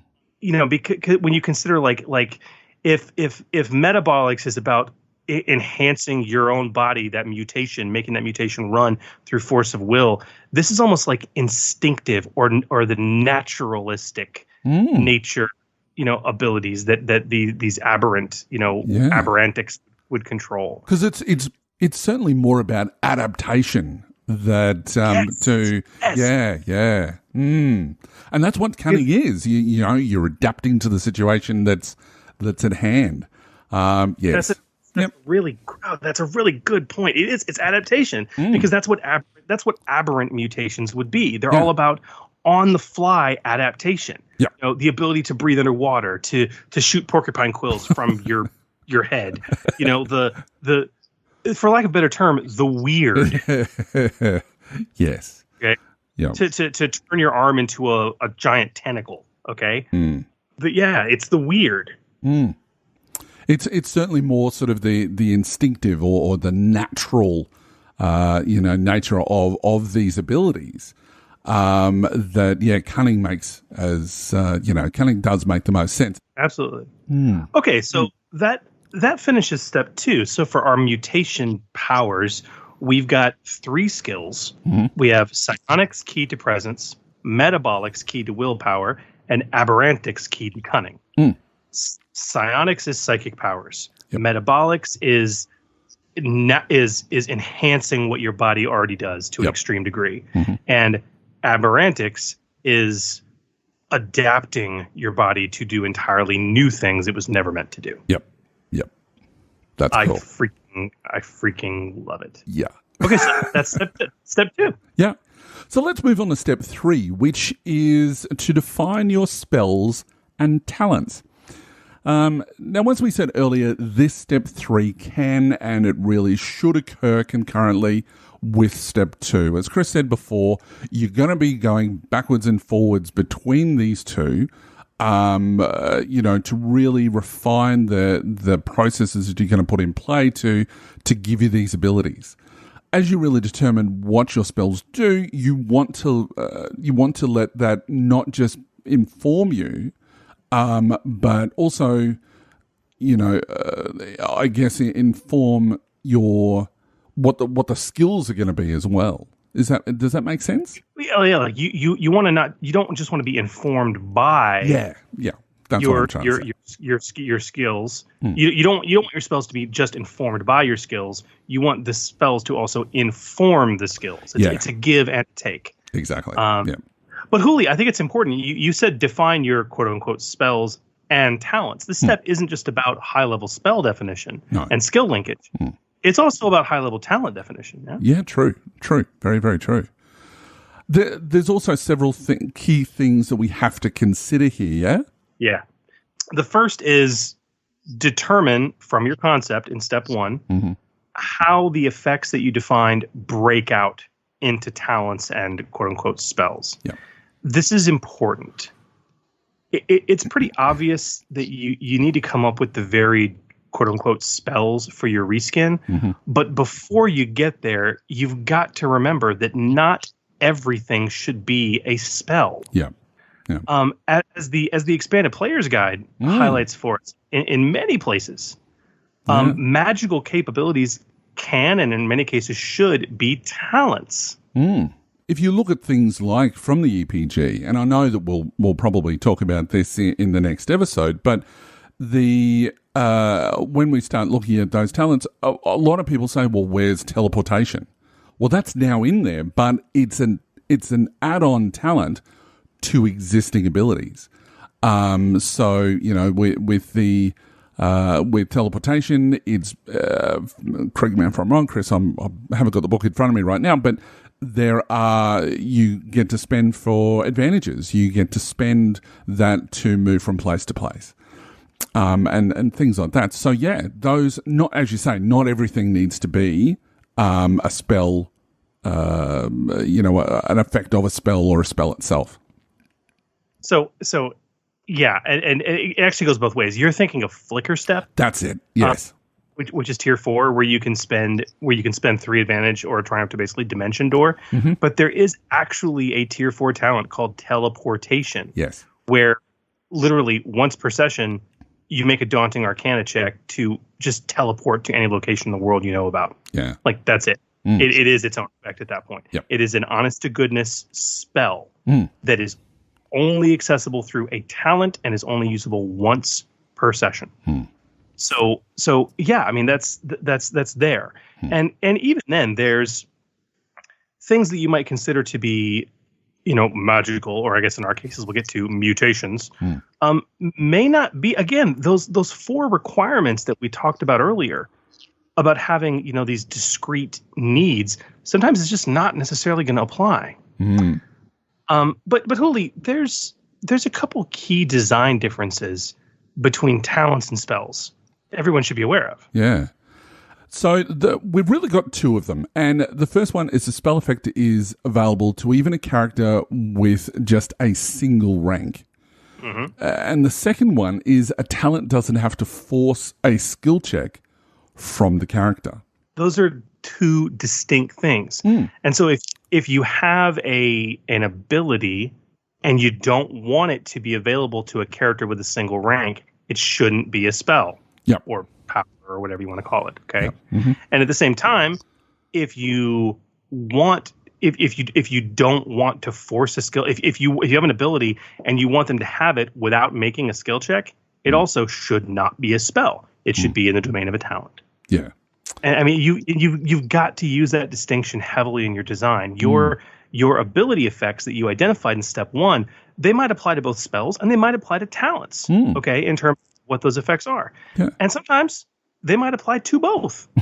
You need to ask yourself for each effect that you defined in step 1, each of those effects that your reskin power is going to apply. Do I want to reserve this effect for more experienced characters? In which case, if you do, it should be a talent. Do I want this effect to apply without forcing a skill check? And if that's the case, it has to be a talent. Yeah. So don't forget talents. It's not all about the spell. People try to spellify too many things. talents can work great. Yeah. But okay, so that's the first part of this third step. Determine take a look at the effects you defined in your concept and determine it just at a high level, just group them. Say, hey, okay, these effects should be spells. These effects should be talents. These effects should be represented in both places. Just categorized. Yep. So at a high level, the next step, I guess, is to categorize your spell-worthy effects into specific spell names. So, we go back to, the magical rules of thumb from episode 8, keep your spells broad and categorized by effect. So what do I mean by that, Chris? It means do your very best to keep the number of spells minimal, but still discrete. And think about them in terms of effect. What do they do to the target? Yeah. What is the target and what do they do to them? So this is the time where you break that out. You sort of name your spells. Yep. And determine what they do, and then also. This is the time where you're going to associate skills to those spells.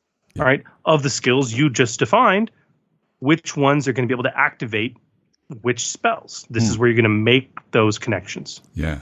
And then we're going to do what you should never, ever do when it comes to the Foundry, at least, if nothing else, is that we are going to encourage you to beg, borrow, and steal. Now, when we say that, we obviously don't mean, steal ideas and put it up on the Foundry and, make your money that way. That's A, not fair, and B, it's not necessarily legal. So, keep those ideas, or if you need to refer to other ideas, make sure that if you're creating any sort of a document, that you obviously give credit where credit's due.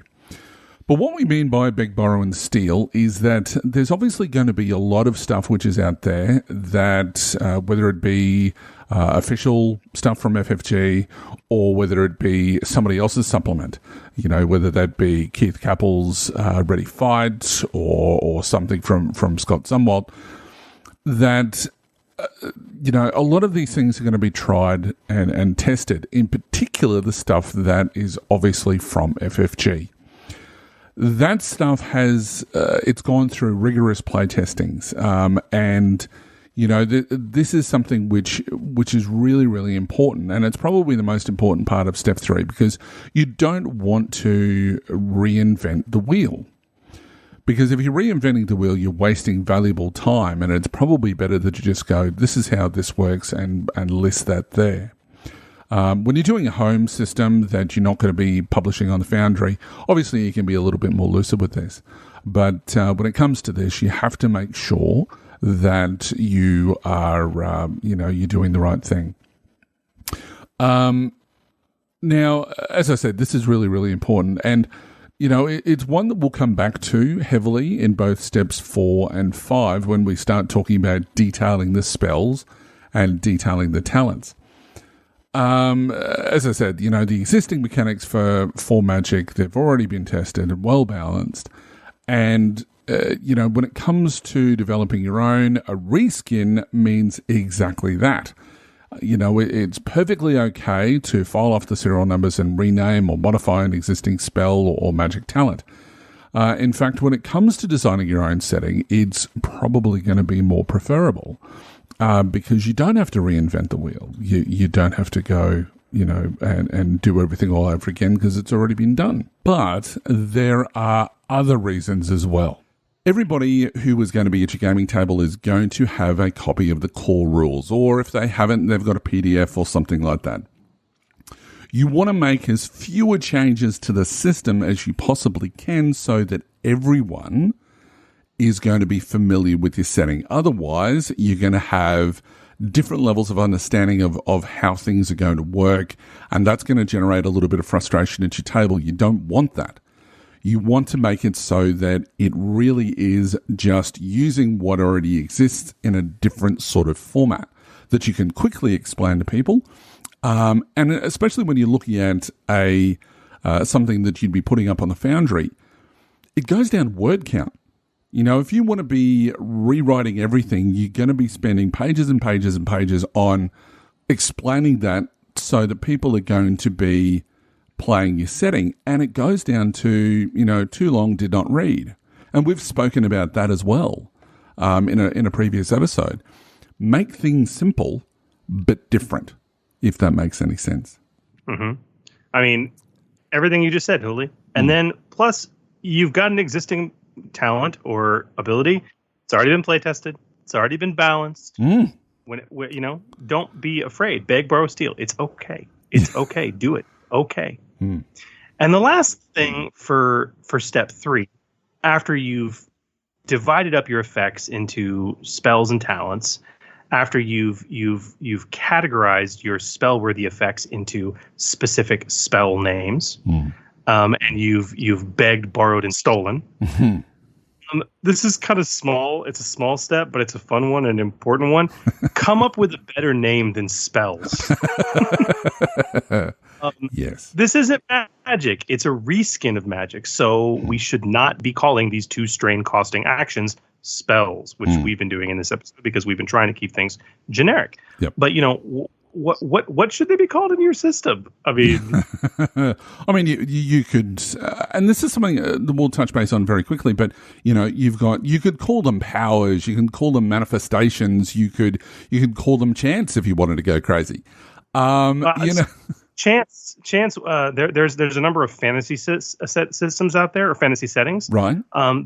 That deal with a very old magical concept of true naming. Are you familiar with this? I am. Yeah, absolutely. Where the idea that magicians speak the true names of things, right? Yes. And I was reading online, somebody was doing a conversion, and they were reskinning the magic system to a true name, and instead of calling them powers or spells, they called them chants, which I thought was deliciously wonderful.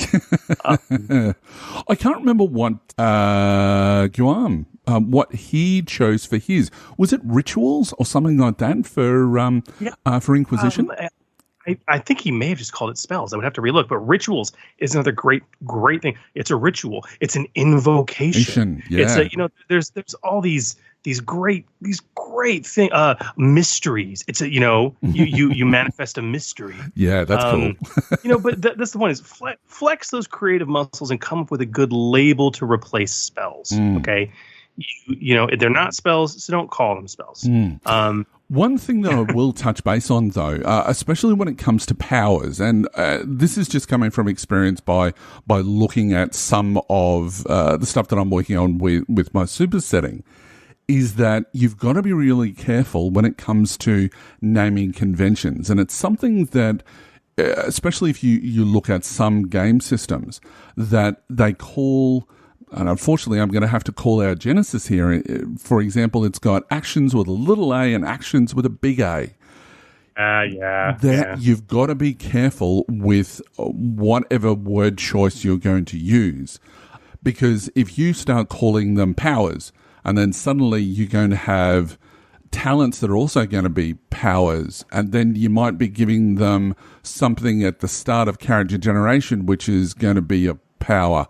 And you start going, you've really got to, as you've sort of said, Chris, you've got to really, flex those creative muscles and come up with a good label to replace that word of spells. But you've got to make sure that you're not going to be tripping over other similar naming conventions of other things within the system and your setting as well. Yeah, very well said. Very well said. So, okay, let's apply this third step to our own reskin of mutations. Back in step one, we had we identified several key effects that we wanted to see from our mutation powers, right? Yeah, so we had attacking, so causing damage without using weapons. So, that's going to be maybe with psychic powers or something physical, but still kind of weird. Like as you've sort of mentioned, acidic vomit. We'll go back to what seems to be our favorite, which is porcupine-like spikes coming out of orifices or whatever. Blasts of radiation and things like that. We then talked about telekinesis, so that's moving things with your mind. Improved durability or defense, to make yourself more hardened or harder to hit. Improved physical or mental abilities, like super strength or super intelligence. The thing I mentioned was super fast healing. So you like your regeneration type thing. Also survivability in strange circumstances. So, like your amphibious nature, or you've got some sort of ability to be able to move through radiation and things like that. So that's all the mutations we talked about. Okay, so those are the effects. So then let's apply step 3, which, the first part was determine from your concept how these effects break out into talents and spells. Now, the easiest way to do this, guys, is to skim away the ones that you think immediately could be applied to talents. You don't got to build the talents right now. Just categorize the effects in that appropriate bucket. Hooly, are there any of these effects that just scream talent instead of spell? Look, I think for me, the super fast healing is something that is clearly some sort of a talent. And, it even screams a tiered talent. So you might have super fast healing as a tier 1 ability. But as you can heal more, you might have it at a tier 2, tier 3, et cetera, et cetera. So that's kind of how I'd be looking at super fast healing, because, it seems to be... yes, you've got healing as a spell in Genesys, but, it is not something that with regeneration, it's not something I'm going to place my hands on myself and suddenly I'm going to be, getting wounds back. It's something which is innate and it's just an automatic thing. So I think that a talent would be more appropriate. Well, no, you hit the nail on the head there. And the key thing is, whether it's lay on hands, which obviously it just doesn't very much fit into the theme of post-apocalyptic mutation. No. Even if it's something like, I'm just healing myself and I'm concentrating and my wounds knit, that is not something that is in the realm either. Mostly because nobody in a post-apocalyptic setting, when it's mutations, nobody has to ever have to concentrate and make a skill check. They'll fail to do that. Okay, they just heal. It's a passive thing. Yeah. They don't have to make a skill check, or they can't fail it. Does that make sense? Yep, absolutely. Yeah. And the so other yeah, it's a good choice. Yeah. And look, the other thing as well, and is with super fast healing, you have to spend strain on it. That doesn't make sense. Yeah, it really doesn't make sense. No. Maybe you do if the talent demands it, but you may be strained for wounds. But we'll get to that. We'll get to that. Yeah. Now the other thing I thought might be worthwhile for talents. Now the thing is, though, I also see this for spells, for as a spell. So it might be one of those things that we have dual duty, where you have some effects of it that are handled in a spell format and others that are handled in talent formats. And that's the last one, that's survivability in strange circumstances. I think some of those things could be well done as talents. You talk about being able to be somewhat immune to radiation. Okay. That screams talent to me because it's passive ability. Yeah. Being amphibious is another. Just a thought. No, makes total sense. But at the same time, I like the idea of what is it we said earlier? On the fly adaptation. Yep. That's a really cool spell. That's a really cool power. Yep. Okay. So I'd like to at least leave room for us to bring that back in. Now, all the rest, attacking, telekinesis, improved durability, defense, improved physical, mental abilities, some levels of survivability in strange circumstances. These all seem, I think these are good candidates to be broken up into spells, yes? Yeah. I guess the next step in this process is to go at a high level, categorize your spell-worthy effects into specific spell names. So, if we're looking at a spell from Genesys, we're looking at, okay, there are all of the effects. So we would be listing all of the effects that we can think up of and then placing those in specific different spells. Yeah. And so let's do that, because I think based on the effects that we've lined out and not reserved for talents, I think there's some obvious winners here. The first one that comes to mind for me is barrier. Yeah. Okay. Now I want to reskin it, and I want to give it a mutation unique name. At least temporarily. I think we could go with I'm thinking I've and by the way, guys, here's a BS designer tip. Go to thesaurus.com. Will not be the first time I've been there. And you'll come up with some great, wonderful pseudonyms.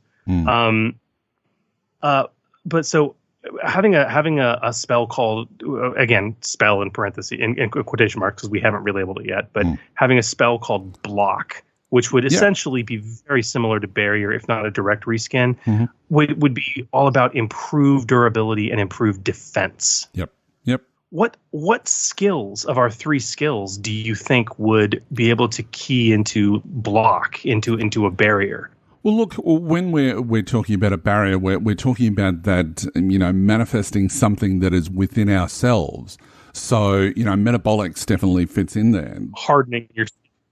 Yeah. But I mean, if you were looking at, I know that I keep going back to supers, and I'm trying to keep us in our our post-apocalyptic setting, but you've got the likes of Invisible Woman, where she uses psionics to create this sort of shield to block out attacks and stuff like that. Oh, that's a classic use of psionics. So I'm thinking psionics would probably be the other one. As far as block with stuff that you're enhancing on the fly, where you're using that your innate cunningness, I guess, it doesn't really sort of sit with me. So I don't think that Ebberonics would really work with this ability. Well, okay, it could, but I don't necessarily know if it should. Yeah. And there's a balancy reason for that I think we'll come to. So we have block, which is improved durability and or defense. Yep. What else? So we've got one of my favourites, which gets used at the table a lot, and that's augment. The ability to be able to improve your physical or mental abilities. So to give yourself that green die. So it's going to be something similar to augment, I guess. So I guess you're really enhancing your abilities. So, could we call it enhance? That makes sense. In fact, we even use that terminology very specifically when we were talking about the metabolic skill. That's what the metabolic skill is, right? Yep. It's about enhancing yourself, your natural abilities. So I would definitely want to include metabolics as a skill for this. Yep. It's not really psionic, so I don't think that sort of fits in there.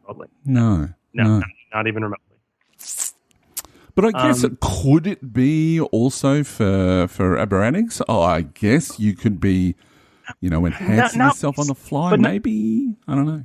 No, that's not based on how we defined it. True. I mean, it certainly could, but we defined it very much that like metabolics is about enhancing your existing physical capabilities. True. Okay. True. Yep. Or mental capabilities. So I'm fine leaving this as solely available to metabolics. Okay. I am. I love this kind of symmetry.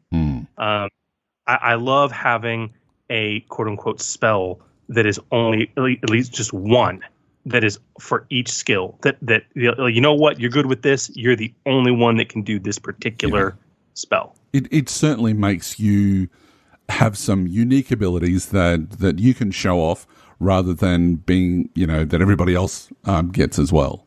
So yeah, it kind of works in that as well. So Absolutely. So what about attack? It's always a fan favorite. Yeah.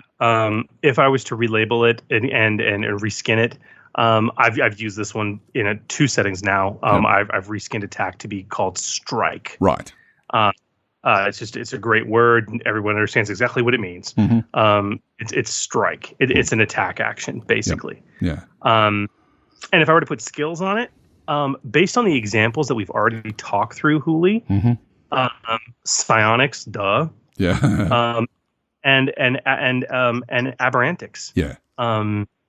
Because it's certainly that aberrant ability to, again, your body does not naturally have some type of non-weapon based attack, and I'm not talking about unarmed strikes. Yeah. So yeah, that's what it would apply to me. Yeah. Now, you could make a case for metabolics, but again, I like the symmetry, and furthermore, I think what I would honestly do with enhance, and we'll get into this in step 4 next episode that we do this, but for enhance, I would have a additional effect that wouldn't give you an attack. It would basically juice your natural attack up. Right. Yep. Like heavily. Okay. All right. So from there, I mean, they're the obvious ones. What else have we got from there? I mean, could we look at perhaps your telekinesis spell that people could go back and listen to one of our other episodes in relation to? Yeah. So far we've come up with 3 spells that are we're basically reskinning. Yeah. Filing a serial number self-existing. If we create something new, I think considering the fact that I love this idea of having a power that is only available to a skill, and that each skill has at least one power that only it can access. If I was to pick something that would be psionic exclusive, it would definitely be telekinesis. Yeah. And furthermore, back in episode 8, when we were talking about creating a new magic spell, we actually created telekinesis on the air. Yeah. And we could just flat out reuse it, and make it a psionics-based skill completely. Yep, absolutely. And as from a marketing perspective, it means that everybody can go back and listen to the other episode. So very true. Now, additionally, I want to get very setting specific here, and this is something else that I encourage you to do with your reskins, because if you're reskinning, it should be to accommodate a very specific setting. I would really like to have our next 1 or 2 spells to be something that would never make sense outside of the setting, that are going to be really unique to the setting. Yep. And so I want to make one entirely new out of whole cloth. And again, we're not going to detail it out right now. That's going to be step 4. Yep. But just at a high level, I want it to be unique to post-apocalyptic. I want it, we talk about the idea of having mutations that increase your survivability in unusual circumstances. I said I wanted to set aside some spell actions for that. Okay, these what did you say, on-the-fly adaptations? Yep. Was that it? Yep. And so I want to create a spell for that. And I think, just temporarily, I'll call it, very fitting thematically, I'll call it Survive. That's cool. And it can be, we'll talk about in step 4 what that means, but that's the idea. Yeah, that idea of this spell represents the ability from your mutation standpoint to adapt yourself on the fly. And maybe that can be something that's totally aberrant. It could potentially be something that's just an enhancement of what you already can do. Which kind of says that, the aberrantics and metabolics is what we would be using. It's certainly not something I think that really, based on what we're talking about, to how we've defined psionics, I don't think that it fits that. Because it's not about adapting to the setting itself. It's just something that, you do other things with. Aberrantics and metabolics is what I would suggest for the skills. Now, just very quickly going back, because I just realized we missed that, but for telekinesis, I think it's a no-brainer. It's just psionics, right? Yeah, like I said, just psionics. Yeah, absolutely. Cool. Absolutely. Now this presents an interesting quandary, and keep in mind when you're defining this step 3, you want to be going back to step 2, step 3, step 2, looking at your skills, refining. Yep. If you look at what we've built so far, we've got 5 spells. We've got Block, which uses psionics and metabolics. We've got Enhance, which uses metabolics. We've got Strike, that uses psionics and aberrantics. We've got Survive, which uses aberrantics and metabolics, and we've got Telekinesis, which uses psionics. In other words, we got 5 spells. Psionics can be used for 3 of them, and psionics gets its own in telekinesis. Yep. We have metabolics that can be used for 3 of them, and in Enhance, it gets its own. Right. Aberrantics, so far, has only been used in 2. It's been used in Strike, and it's been used in Survive. Right.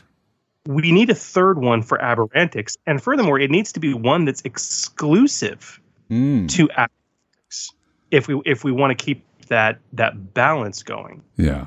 I think you kind of said the word before that I'm thinking of that would suit this ability, and I just think weird.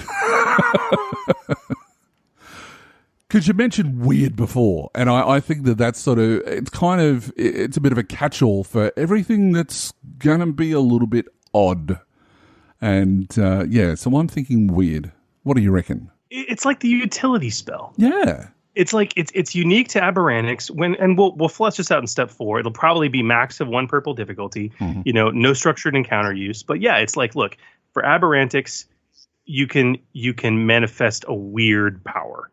And it just this host of infinitesimal small beneficial mutations that are just weird and strange. I have my skin bioluminesces. Okay. So we have a light source. I grow a 3rd eye stalk so I can see over this cover while still retaining full cover. Random crap like that. Yeah. I need to start a fire, and we don't have any. And we don't have any matches. I'll use my snot or something strange like that. Yeah, I hock a loogie and it sets the fire, right? Like this is. I think aberrantics is a hilariously fun choice. That's also quite fitting for the setting. Yeah, and I love this. I actually did this with to a large degree with Harry Potter, and then to a smaller degree with Aegis, where in Aegis we also had 6 powers and 3 skills associated with it, where we had this 3-in-1 for every single one. So every skill could access 3 of the powers, and it had one that was its exclusive, right? Yeah. I really like that balance. It makes things a little more, when you've got a party that could potentially be taking multiple skills of this, it makes things very balanced. It makes things very fun for the XP spread at the table. Yeah, absolutely. And you certainly avoid what a common complaint is when you're looking at Arcana, that, it has more spells that it has access to than Primal and Divine. So, I mean, it's only by one, but still, it's something that sort of, well, why can't we have it balanced? So in this case, we have balanced it up, which is really, really cool. I like it. And it matches so well to our setting. I love it. So the last step in this process is we got to come up with a better name than spells. Yeah. Do we need to get too creative here, I guess? I mean, we could call them powers. We could call them mutations. I'm fine with powers. It makes sense. Yep. I agree. So, yeah. So we have defined so far. So we've decided it's going to be powers. We have broken those out into 6 specific powers that at a very high level we know what they can do. We have 3 mutation-based skills or mutation-focused skills that are also associated with those powers. So, Hooly, we're like halfway there at this point. Yeah. But the next steps are honestly some of the most critical, because up until this point, as a part of this process, we've very much kept things very high level and generic. Yeah. But now that we have that generic detail developed, we have a general idea of how our reskin will work. The next 2 steps are perhaps the most critical. Step 4 being to detail your spells, and step 5 being to detail your talents. Yep. Now, those are then followed by 2 additional steps, the all-important finishing touches. The first is step 6, determining your penalties and your threat despair results. And then step 7, determine your implements and equipment. Yep. And we will continue with these steps and the creation of our mutation powers mechanics in a future episode. Absolutely. So, if you are looking for what we've done so far, hold off, because we're going to wait until we've finished all of the abilities before we put these up. Although we might sort of do what we've done so far and then add to it as a combined document. We'll see how that goes. But in either case, but in either case, you can download all of these abilities of how we're going to set this up in a bit of a step-by-step process, so that you can start developing your own system of reskinning of spells for your setting, whatever that might be. And to let you guys know, we plan on having 2 more episodes devoted to this magic and the reskin. Yeah. In our next episode, well, our very next episode is actually going to be devoted to the expanded player's guide review. Yeah. But after that, we'll be returning to this, or we will tackle step 4 and 5. It's going to be another lengthy discussion. Now that we know what our spells are and we know the skills that key to them, we really need to define out how those spells are going to work and what the additional effects are for each one. Yeah. Then we're going to go through a little bit of talent creation, and we're going to talk about the best way to develop and reskin talents for the abilities we've defined as well, and how you can do it for your own reskins. Yeah. And then we are also, in that next episode, going to, it'll be a short conversation, talk about penalties and threat despair results. Yeah. And then our third and final episode on demystifying the mystical, or not our third, it'll be our 5th, I guess, at that point. We'll be specifically talking about implements and equipment. Not only how they function, but how you can make them and how you can also reskin them if you decide to use them at all for your reskin system. Yeah, so absolutely. I'm really enjoying this series. I hope our listeners are as well. And I'm very eager to get mutations finished. Yeah. And certainly our downloads are showing that people are enjoying these episodes. So they are some of our most popular. Look, if you've got any feedback in relation to what we're doing in these episodes, and if you have some questions about what we've done so far, let us know. And we can sort of try to either mingle them into what we're actually discussing, or we may even be able to put it into our Under the Hammer, where we can actually answer questions about what we've created ourselves. So, yeah. Well, Hooly, I have some questions. You do? but they're not about this. Oh. Yeah, they're about a really cool product that I would really like to discuss with its author, Josh Taylor. I can't wait for that. It's an amazing supplement. And we're going to discuss that with Joshua in Breaking the Mold. Breaking the Mold. The Genesys Foundry is an exciting community of fan-created content for Genesys. New settings, new rules options, adventure and campaign modules, and much, much more. But some creators go above and beyond, subverting our expectations and breaking the mold with their work. Our Breaking the Mold segment is dedicated to showcasing an exciting offering available right now in the Genesys Foundry, as we separate the pure alloy from the slag and point you to the best content out there. Indeed. Now, tonight's guest is a newcomer to the Genesys Foundry, but already cut his teeth as a module writer for Texas chapter of the Dystopia Rising LARP, and was one of the reviewers for Keith Cabell's brilliant Ready Fight. Now, over the past year, he's become a much-loved fixture in the Genesys community, answering a whole heap of questions and really sort of involving himself, which has been fantastic, and certainly becoming a pillar of our Genesys fan and developer groups. Well known for his key questions and passionate spirit, and that passion has come forth in his first product for the Genesys Foundry, Critical Elements, a critical injury supplement, which has garnered much praise from both GMs and players. Tonight, The Forge is happy to welcome to our show for the first time, Joshua Taylor. Josh, welcome to The Forge. Hi, thanks for having me. Oh, it's an absolute pleasure.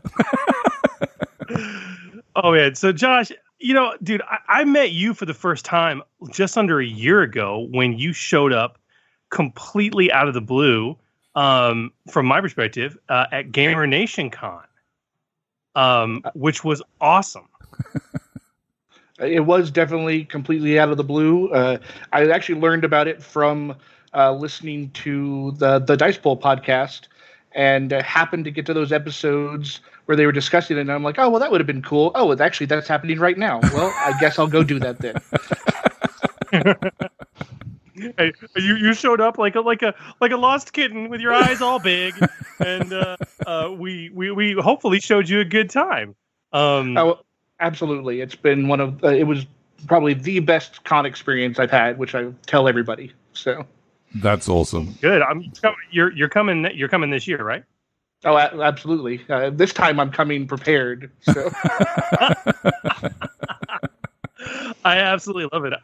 So I got to know you a little bit at the con, but for our listeners, I mean, tell us a little bit about yourself and your gaming career, man. How long have you been gaming? And tell us about this hobby and you. So I guess first off, I live in Texas, so that's why it was easy to just kind of decide to go. Right now, I'm living in Austin, and as far as gaming wise, I actually got into gaming pretty late in career compared to most. Nerds like myself. I actually didn't start until like the middle of high school. Just kind of like fell into it actually, and I started on AD&D, of course, but third edition was really where that was my experience in like getting to like really like hack the system, as it were, create homebrew stuff, and that's where like all of my love from then on of creating my own things kind of came from. From then, I'll play just about anything. Most of my focus is definitely split between both tabletop and LARPing, though. Mm-hmm. And that's kind of what my general focus has been on now. Currently, Genesys is clearly my new love, and I try to push it as much as I can. Very cool. No, I understand that love.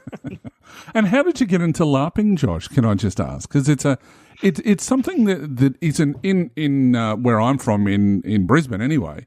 That it's not a huge thing here, but if you go into the southern states, it far outpasses most role-playing games. So how did you get into that part of the hobby?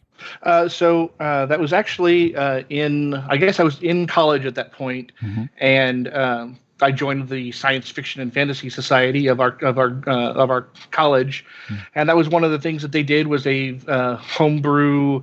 It was using the White Wolf Laws of the Night, which is very common. What's called a parlor LARP, yep. Basically where you don't have sticks that you hit people with. You're using like some sort of randomization mechanic. Right. That's where the rock, paper, scissors results came from. Right. And then, so that was really where I got started.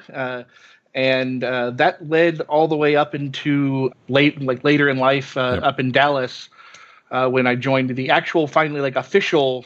It was the Camarilla, and then it became the Mind's Eye Society. Mm-hmm. And eventually I actually even became the domain's storyteller, which is like the coordinator of storylines for all of Dallas. Mm-hmm. And I did that for many years. And then that eventually led away from the parlor LARP scene a little more into what's referred to as like a buffer LARP or full immersion LARP. Mm-hmm.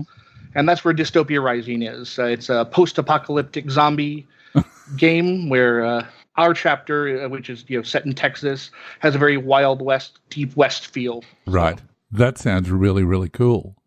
All right, so you're obviously into LARPs as well, but, you've also got a love of tabletop gaming. So, what style of game, when you are playing an RPG, you mentioned D&D before, that's where you got your start from, but what style of game or game setting or theme do you like to get on the table when you play? What's the favorite thing to play for you in Genesys? I have a passion for Star Wars in all forms, including the prequels. I know, bad, but not at all. Not at all. But so I love those kind of anything space opera wise. But high fantasy is probably where I kind of my general go to, and where I get the most most opportunity combined with a love for it, which that kind of goes into, I think, out of all of the settings that have come out in all the different systems, Ebberon is probably my favorite setting that's ever been created. Mm-hmm. Mostly because of it was very new and different at the time. Mm-hmm. Had a lot of innovation behind both its design and the stories it was trying to tell. Mm-hmm. So. Yeah, I couldn't agree more. It's my favorite fantasy setting of all time, hands down. I had given up on D&D and quite frankly the D20 mechanic entirely, and was moving on to other things. And then Ebberon dropped, and I got 4 more years of D&D out of that system. That's how powerful that system or that setting is. So yeah, totally understand, man. That's just fantastic. When I actually do get to play Genesys, which it isn't terribly often down here yet, I'm still trying to push it more. But I'm a big fan of both the magic system and the hacking systems. Really, I'm a big fan of subsystems in general. There's kind of a pun there, but but so both of those appeal to me a lot. The magic system is very innovative, and I love it. And I really like what they did with hacking in Genesys, and expanded on that in Shadows of Beanstalk over what would normally just be all right, make a hacking roll. Mm-hmm. Yeah, I know, and obviously we love the subsystems as well. Yeah. This episode and many others have been devoted to, but yeah, I'm right there with you. And so this is kind of interesting because when we look at how critical injuries work in Genesys, it's almost a subsystem in and of itself. But you went and actually turned it into even more comprehensive of a subsystem. But let's talk about that. I want to talk about your first entry into the Foundry. Critical elements. Give us the pitch, man. Tell me about it. I mean, if I came up to you and said, Josh, I heard you wrote this thing. What is it? What would you tell me? All right. Well, so critical elements. It's really supposed to just take clearly a focused look on critical injuries in a bunch of different ways. I kind of start off going into some discussions on how critical injuries play a role in the stories, because that's really important beyond even just the mechanics. And that's kind of from both a player and a GM side. I cover some topics such as letting the players narrate the injuries that they suffer, because in an effort to mitigate the adversarial nature of critical injuries from a GM, because you have to choose to crit, it's kind of hard to get away from that adversarial feel, even if you trust your GM, and then in addition, kind of go into some extra discussions such as how the injuries that you suffer are going to affect the game and the story long after the fight is over, because those things stick around and get worse and worse. So some general like tips and tricks, as well as like a suggestion on how to find NPC healing for it, because there's nothing really covered just specifically for that, and that was a question that was asked a bunch. I actually added that in way after the fact because of a question on the Genesys forums. So, Right. but then so like as far as like the like you mentioned, the subsystems, the meat of my like mechanical focus in there was a set of critical injury like charts that are instead based on hit locations, head, arms, legs, torso. Most of the effects are going to be recognizable to everybody because they're similar to the core book. I altered them a little bit and certainly picked specific ones for each of the different regions. But they're also, I removed the ones that really aren't fun to roll. And that was really one of the big things that made me like want to take a look at critical elements, critical injuries in general, is the games that I was running. Sometimes a player would roll a critical injury and they're like, oh, well, that was a waste of my advantages. And I never want to hear that. Right. So is that within itself sort of the thing that drew you to using crits in the first place? Yeah. So one of the original things that I planned to do with this was actually an alternate rule for taking those crits you don't like and making them something a little better. But through playtesting, people liked the idea as to what that was supposed to represent, but enjoyed rolling on my new tables. And so those kind of contradicted each other. So I worked with them and it's like, okay, well, what if we did these different things instead? And so those ended up as talents. So yeah, let's talk about that then, because as you say, this is more than just a new way to look at crits and new crit options. You got 20 crit related talents in here. Okay. And I'm curious to know, because that's a lot of new talents for a supplement of this nature. So with the talents plus this whole new critical injury methodology and options as well, what was the play testing like for this? Because I imagine you had to play test the living heck out of this. I mean, what did that process look like, and what did you learn from it? So spent I think 3 months of like active playtesting, where like I would run stuff with it, as well as I had other playtesting like groups helping me out. So there were 3 months of actual people putting it on tables and giving their feedback from it, which is where a lot of that stuff came back from. Them liking the concept of the getting rid of the kind of crits they didn't like, but then they really liked rolling more. So that kind of led into taking the things that they did like about that and instead worked them into some talents later. So after the 3 months of active playtesting, though, I spent another 3-4 months of kind of doing my second draft and then getting kind of peer content review from various people I'd met. Keith helped out a lot there, as well as some others that I credit in the book as my peer reviewers. And they all took a deep dive and kind of looking at like what made those mechanics successful or not. Was it too powerful? Was it not? And that's kind of where we got to where we are. Because you've really, really, presented it perfectly. In my opinion, it's nicely laid out. The rules are very easy to understand. It's the talents have clearly been play tested for the most part, which is something that I think in everybody when they're bringing you content, they need to step through that process. So it's good to see that you've obviously followed those things, and hat off to Keith Capel. He is a really big member of the community who does like to help out new authors as well. So that's good to see as well. So we've talked a lot about what's sort of in it briefly. Can you give us an example of something exciting or unique that's in critical elements that may not necessarily appear anywhere else, or that is really going to whet the appetite of people who may not necessarily know about this particular product?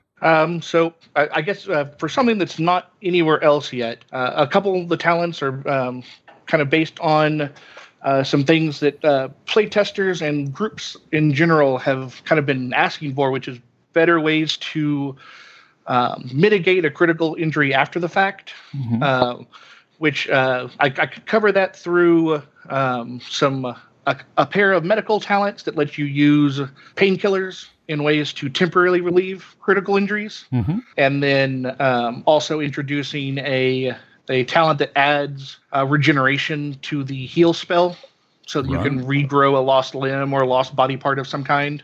Because currently, the normal magic system has a thing where you can heal a critical injury, but that just removes the negative effects of whatever. I guess the negative mechanical effects doesn't regrow lost limbs. So right, we did a whole segment last episode on the medicine skill, and we try very hard in those segments to keep things to the core rules, or the published FFG rule books. But I so badly wanted to bring up your supplement because critical elements again, and we talked about some of the interesting things you can do. Some homebrewed or house rules, or in this case, Foundry content that really goes a long way to enhancing the medicine skill in some very fun ways.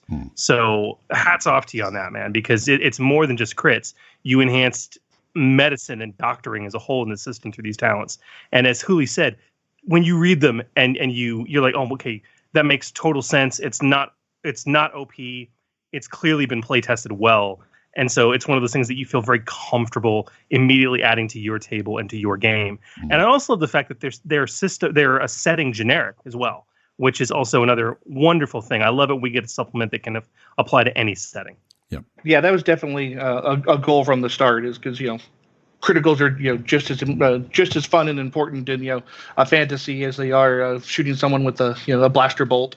There are definitely some of the naming conventions that lend themselves one way or the other, but I think that just kind of comes to a little bit of flavor. So absolutely. Because certainly when it comes to looking at any sort of crits, it is sort of in the game. I know with games that I've run, you've really got to be a little bit almost, over dramatic about it, because otherwise it just turns into you roll on a table, an effect happens, and then it's sort of, other than the immediate effects, it's kind of forgotten in the mix of everything that's going along.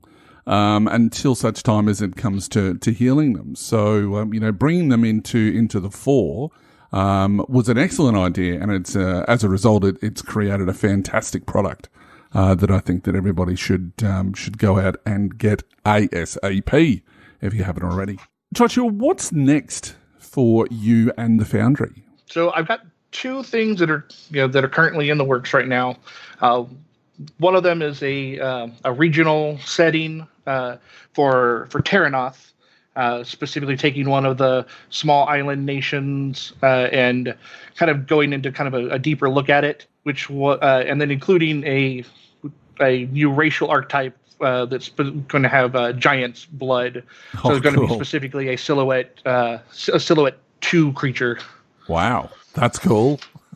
But the big thing that I've been working on, and that is nowhere near done at this point, is a complete setting for a genre that doesn't really have much out there for it. There's some similar things, but I'm currently referring to it as cyber mage, because it's not quite cyber fantasy, like it's not Shadowrun, and my current working title is Legacy of Tomorrow. The general concept is that magic has been reawakened in the cyberpunk style future by the discovery of Atlantis. Right. I actually did before I started working on this, I did a large kind of focus survey looking for what people wanted to play, because I was just going to run a game. And so I was curious as what people would want to play. And I wanted to focus on the magic system because I like magic. Yep. And this is kind of what came from it. A lot of people wanted future and magic, but they didn't want fantasy. And so Shadowrun was out. And so that's kind of where this kind of fell in. And then they added in that they also wanted magic to be regulated by the government, which I'm always for. The Psycore is my favorite part of Babylon 5. So Love it. So that sounds exciting, and it's certainly a setting that I'd love to play in. So unfortunately, the commute's a little bit of a problem if you're doing it over the table. But for me, anyway. Believe me, I know. But that sounds like a setting that I'm looking forward to. Absolutely. Yeah, I'm excited too. I love what do you call it? Fantasy punk. I've heard some people call it fantasy punk. Yep. A lot of people just say Shadowrun because that was but it's not quite Shadowrun. It's just magic in the future. And honestly, man, with your love of the two subsystems, it sounds like you'd be pouring all your heart and soul into it. So I would love to see that as well. Mm. Oh yeah, that's definitely. I've currently had a broken foot for the last month and a half now, and so I've had a lot of time to work on techno magic, which is what I've been working on lately. So that sounds cool. Very cool, dude. Well, Josh, I can't wait to see all of it, and thank you for taking the time and the effort to bring such a handy, useful, versatile, and clearly very well designed and, more importantly, well play tested supplement to the Foundry.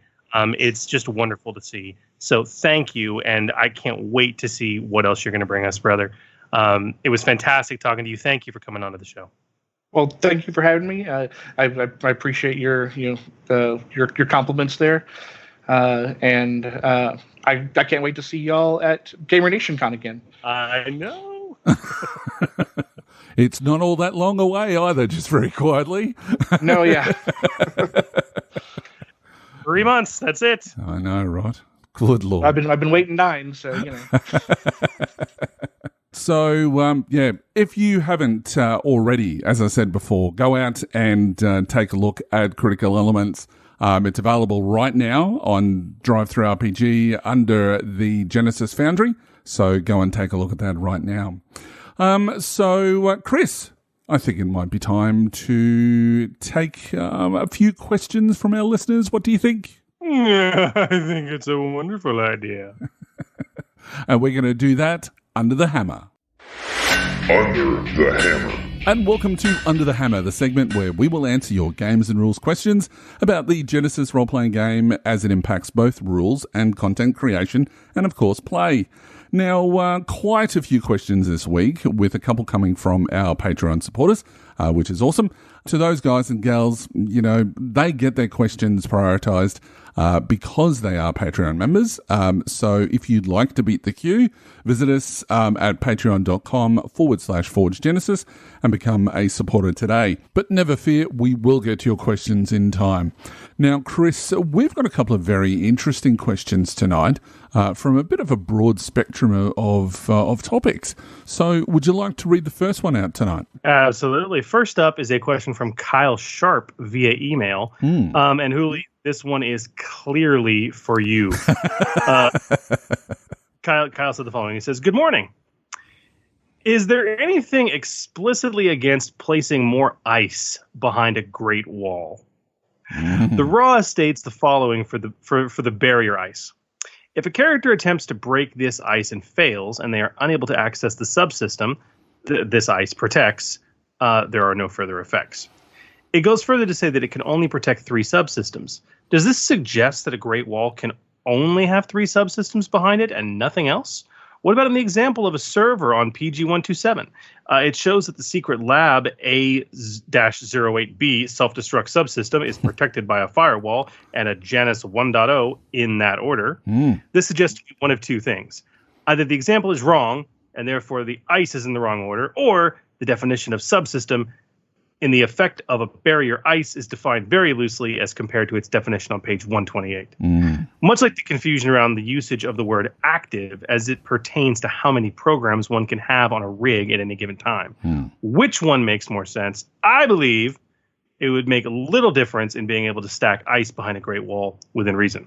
I'm not about to start nesting Great Walls behind Great Walls behind Great Walls. I'm just curious how it would be handled to add another piece of ice or 2 before the actual subsystem. Game on.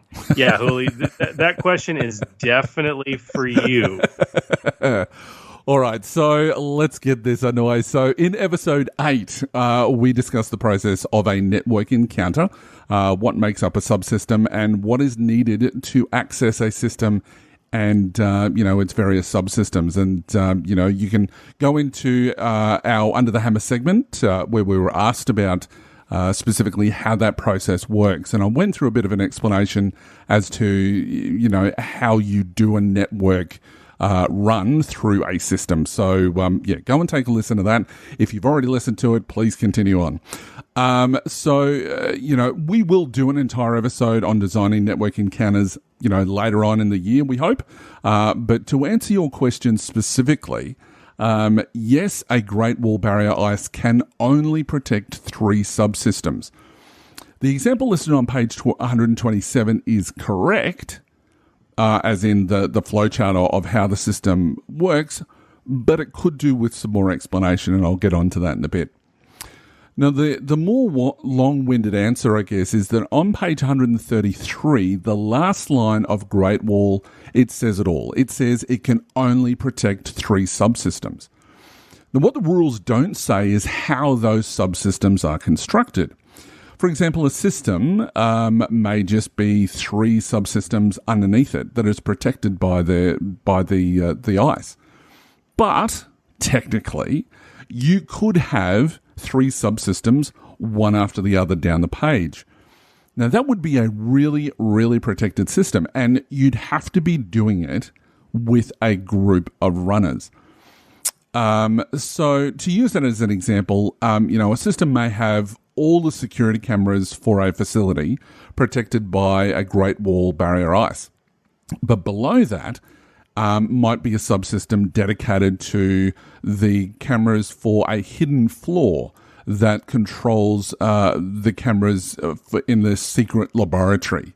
And then below that, there might be a system that is again protected by another piece of ice that has the cameras to a single room where, the project's mysterious subject, i.e. Weapon X or something similar, may be being held. The subsystems in this example, are going to be security cameras, hidden floor security cameras, and secret room security camera. In other words, 3 subsystems. Each of these rooms, including the first, can be protected by some ice.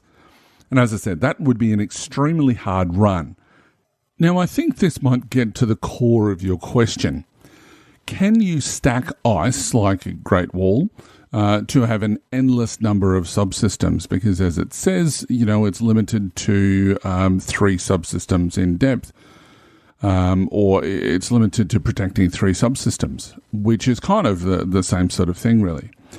The short answer is yes, you can, but we wouldn't recommend it because the system, as in the game system itself, the mechanics of running appears to be designed with the ideas of no more than these 3 subsystems. Additionally, I would recommend that the same ice shouldn't stack.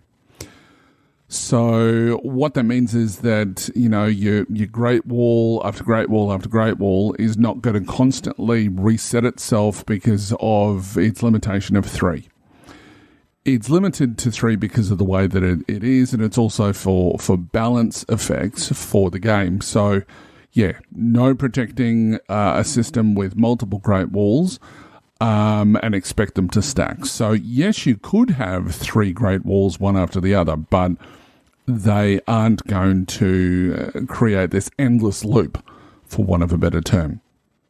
Now, another reason to restrict a system to have no more than 3 subsystems is that the rules aren't very clear when talking about what happens when you're doing a run and ice reactivates behind you. So if you've gone through one level of ice and you're into a subsystem, and then you have to go through another level of ice and you go into another subsystem, that the rules say that at the end of the runner's next turn, the ice that you've been through will reactivate.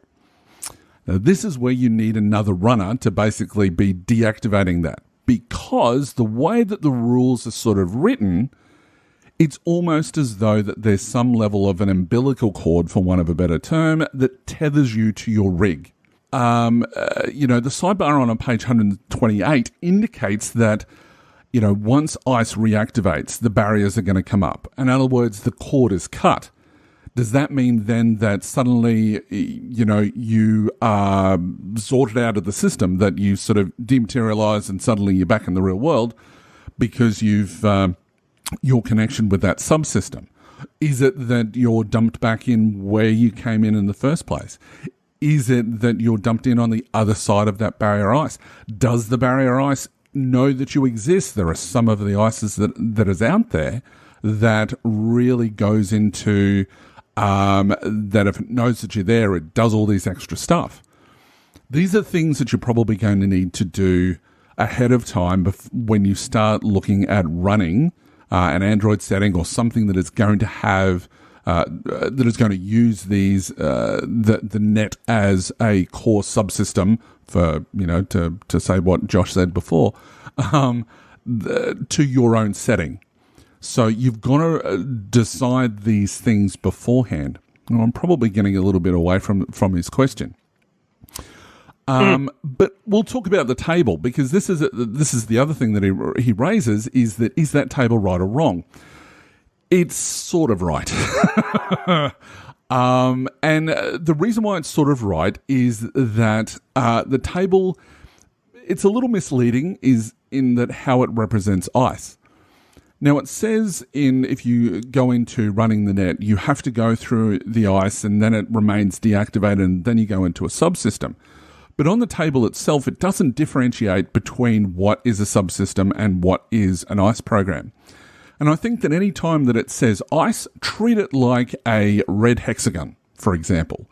And that is what you need to get through that. And I think that when you're designing these systems for your campaigns or for something for the Foundry, that you really need to look at that and say, so that it's easy for the GM to see on the fly, especially when they're sort of trying to run combat and run a net running at the same time.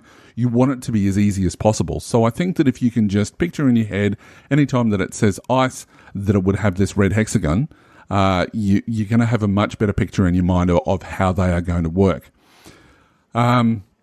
Now, as far as how to visualize how that's going to happen and how ice actually runs, the best way to think about it is to imagine it like a lock on a door. And I know that I talked about this in that previous episode that I mentioned before with episode 8. The best way to picture it is to think of it like a lock on a door, where if you failed, you can't access the room. Of course, where it becomes a little bit difficult, though, is when the lock sends a power surge through to your rig and then suddenly you're in a world of hurt.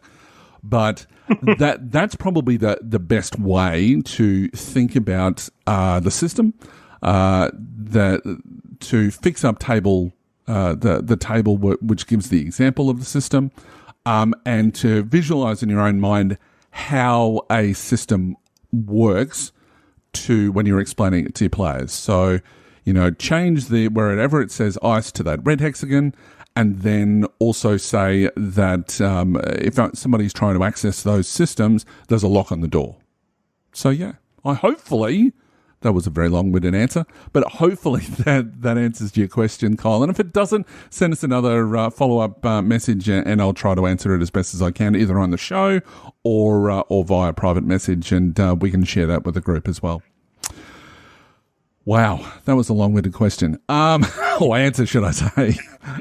Yeah, it was. But yeah, I'll put probably what I should be doing is actually putting the questions and answers in our documents that you can download from our resource section. That might actually be a really good idea. Anyway. So lastly, we have a question from, he's actually a friend of mine, and he's been on the Dice Pool before, and that's Michael Molyneux, who posted a question on Facebook asking this medicine related question. In our last session, strangely enough it was mine, a question popped up about healing and using the medicine skill. How many times can the skill be used to heal injuries? Can you use the heal spell endlessly, or does it count as the use of a painkiller? The rules seem to be a little bit hazy. Can you heal endlessly using magic? How does that work with critical injuries? Also, I wonder about the effects of hospitalization. Can the medicine skill speed your recovery rate? Thank you for answering my question. I only listen to 2 podcasts, and yours is at the top of my list. Now, that's not where it quite ended, though.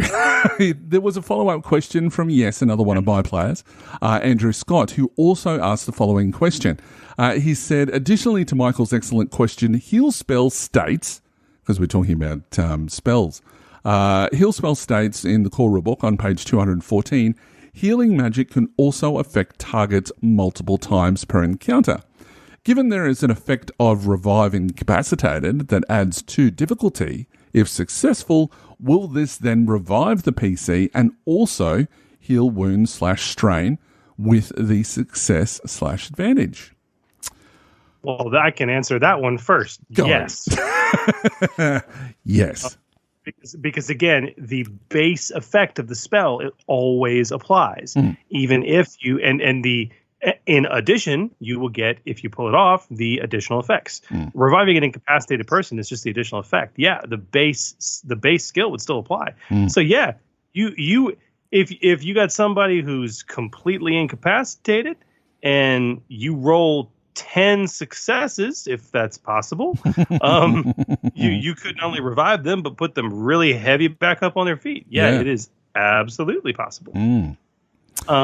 Now, in regards to Michael's larger question, around the medic and how many times can the skill used to be healed injuries and blah, blah, blah.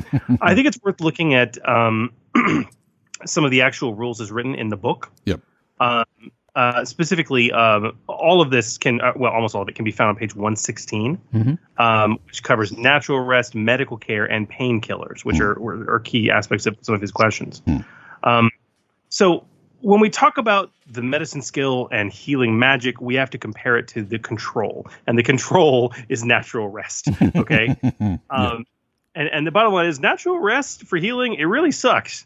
You heal one wound each full night of rest. That's it. No checks needed. You just heal that much. Now, each full week of rest allows you to attempt a resilience check to recover from one critical injury. The difficulty of the check, of course, being equal to the difficulty of the critical injury severity rating, which is obviously part of the critical injury result table on page 115. Or directly available from the fantastic Genesys GM screen. Great. If you succeed on that resilience check, you recover from the crit. You're no longer affected. If you fail, you retain the critical injury, but you heal one wound, which is really nice. And additionally, if you actually roll a triumph on your resilience check and you succeed, you actually heal an extra critical injury, which is also lined out in the rules. Very handy. Now, when you compare, now that we have that baseline laid, let's talk about medical care specifically, also on page 116, which, understanding this, really answers the majority of your questions, Michael. When you look at the medical care section on page 116, I'll do some summarization and abbreviation here. There's some very specific rules that are clearly lined out in black and white on the page. You may only receive one medicine check each encounter. That's it. So you can't spam heal with medicine checks in an account. No. Now the medicine check to heal it is actually a difficulty. It's in the table I-6 I.6-11 on page 116. And it depends obviously how wounded the individual is. If you are successful on that check as a healer, every uncanceled success heals a wound. Every uncanceled advantage heals a strain. And of course, as we talked about last episode, if you're performing the check on yourself, you bump the difficulty twice, increase it twice. Now, using a medicine check to heal a critical injury, obviously the difficulty is equal to the critical injury severity rating. That can only be performed once per week. And it's one of those things that, you know, even if I go visit the doctor and he helps me heal my broken bone, he can't make my broken bones heal faster. No. All you can do is say, you know what, instead of counting on your resilience and your natural hardiness to do this, I'm going to splint you and I'm going to do it for you. Okay, it's still once per week. Yeah. And you got to have the proper medical gear to do that as well. I think of Realms of Terranoth, which is the one that comes to mind. It's the apothecary kit, but there's others in other settings. And if you don't have the appropriate gear, you got to increase the difficulty again by 1. Yeah. So hopefully that answers that question. Now the other way to heal, and I don't think he asked about painkillers. In regards to the heal spell, no, does not count as a use of painkillers. Right. Painkillers are also covered on 116. You know, we don't need to go into them very much. You know, we all know how painkillers work. Yeah. But magical healing itself, the heal spell on page 217, in terms of your question, Michael, yeah, you can spam it. I mean, you totally can. But Hooly, as you mentioned earlier in this very episode, you're going to go unconscious. Yeah. Pretty much, because you're using strain. So you're very much going to go unconscious.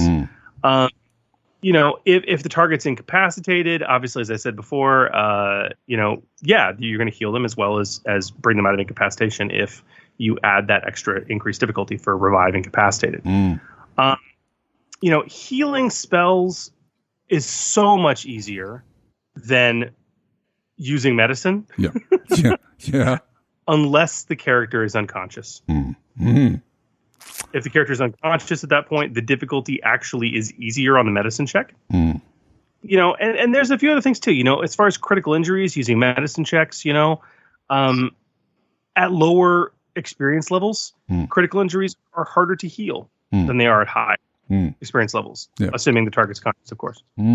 So, I mean, yeah, there's that. Well, I mean, God, he had so many questions. What else did he ask? You know, endlessly using magic. Hooly, I think the one thing we haven't really talked about from his questions is, you know, during an encounter, obviously you can spam heal all the live long day. Outside of an encounter, yeah, you can also spam heal, but then it's up to the GM to really dictate the parameters at which point you can recover your strain. Yeah.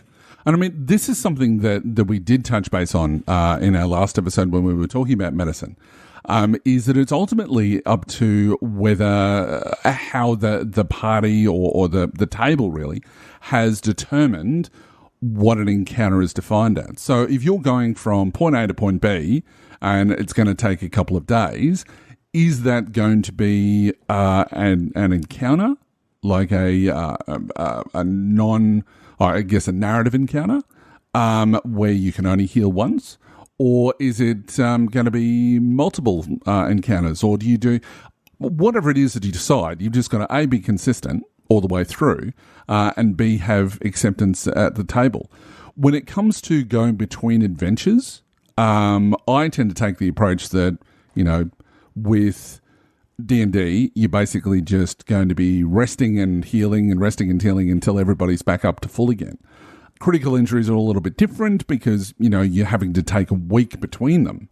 But when it comes to just healing wounds and strain, you know, you can get them to roll if you want, or they're just going to keep on going until, and that's just going to slow down the gameplay. So, you know, if they're in the middle of a dungeon and suddenly they decide, right, we're going to heal up everybody, well, as I sort of said in the last episode, that it is really going to be a case that, or the bad guys know that they're coming, or that they may interrupt them in the middle of things, and the PCs may not be prepared. So, you know, that there are other narrative things that can happen in the background. But during this whole process, the thing that because I did a little bit of research in relation to this skill, and the thing which sort of was a highlight for me, and I didn't realize this, is that the effect under heal, the effect of revive incapacitated, you mentioned this before, Chris, that it only allows you know, your character to affect an incapacitated target. So very similar to where you've got the difficulties for levels of healing when you're using the medicine skill, that you know that if it's less than half, it's 1 purple. If it's more than half, but you're not over your wound threshold, it's 2. If you're over your threshold, you're 3. It does mirror that, because the Revive Incapacitated is a +2 difficulty to the heal spell, and the heal spell is only 1 purple. So it's kind of mirroring that. And as I sort of pointed out to somebody today, and they've just gone, well, I'd certainly be doing that over 2 turns, is that if you really were desperate and you really had to, recover somebody's critical injury in 1 turn, you're looking at, 5 purple dice? To do that, because you're healing the critical injury and you're reviving them if they're unconscious. So, that's something to keep in mind as well. And that's actually not something that I realised. But as I'm using spells more in my games, that I'm certainly having my eyes opened a lot more. So that was an interesting question to research as well. Healing magic changes the entire healing dynamic of your average Genesys game. Yeah, it does. Absolutely. I mean, completely. And it's not bad. You just, I find it to be quite fun. It means I can throw more crap at my players. Yes.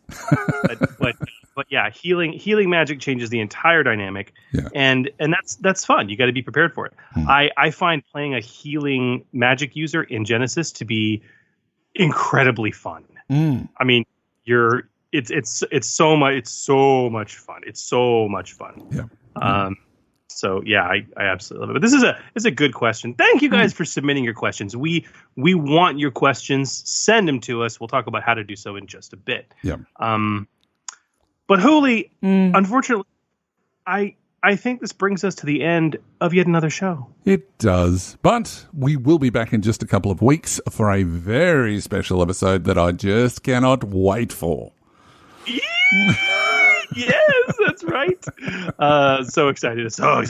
Listeners, for our next episode, we have a treat like no other as we take a deep dive into the newly released Expanded Player's Guide. And we will also be announcing during that episode the winner of our recent contest, which actually is now officially over. It ended on the 7th of January. That's right, Where we just asked for your questions. We wanted your questions about the EPG. And anyone who submitted a question is going to be put into a random lottery to win a free copy of not only the Expanded Player's Guide, but also the GM screen to be shipped to you anywhere on planet Earth. Indeed. And yes, in this episode, we're going to be welcoming not 1, but 2 special guests to the show. Our first one is it's a fan favourite and a great friend of the podcast, the RPG manager for FFG, Sam Gregor Stewart, and well-known FFG freelancer and friend of the podcast, Keith Capel. On the show, we'll be asking these fine fellows the questions that everybody has submitted. Since the book's been released, as well as a few of our own, which is going to be really exciting. Beyond epic. Cannot wait. And, of course, while you wait for the release of that episode, please continue to send us any other questions that you might have about Genesys, about being a GM or a player, or just, gaming-related questions in general. How can they do that, Chris? Well, they can email us at forgegenesis at d20radio.com or post it up via one of the many social media platforms which we lurk upon, including the Facebook, the Twitter, the YouTube, the Reddit, all by searching at Forge Genesis. We've also been having some really good conversations on the D20 Radio Discord channel. Which, of course, are truly dedicated conversations with our Patreons, our patrons, on our very own podcast Discord server, which is exclusively accessible to our patrons. Indeed. And it's only a mere donation of $2 a month to join us for that. And as we will be announcing as we get a little bit closer, that they also get a vote in the the Forge Awards which is going to be really exciting, and we'll have a lot more information about that in the episodes to come. We'd love to hear from all of you, and don't forget that you can also join the even larger discussion in the D20 Radio Facebook group, where we nerds congregate to cross-pollinate. And don't forget, guys, give us a like or follow us as well on any of our social media sites. You can also drop us a review on those sites or on your favorite podcatcher, including iTunes and Spotify.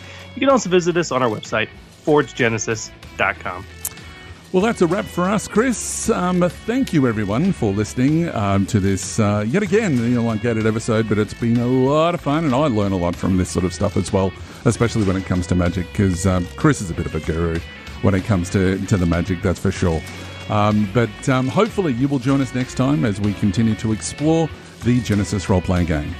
I'm GM Hooly. May your triumphs be many and your despairs be few. And I'm GM Chris, wishing you peace, love, and good gaming.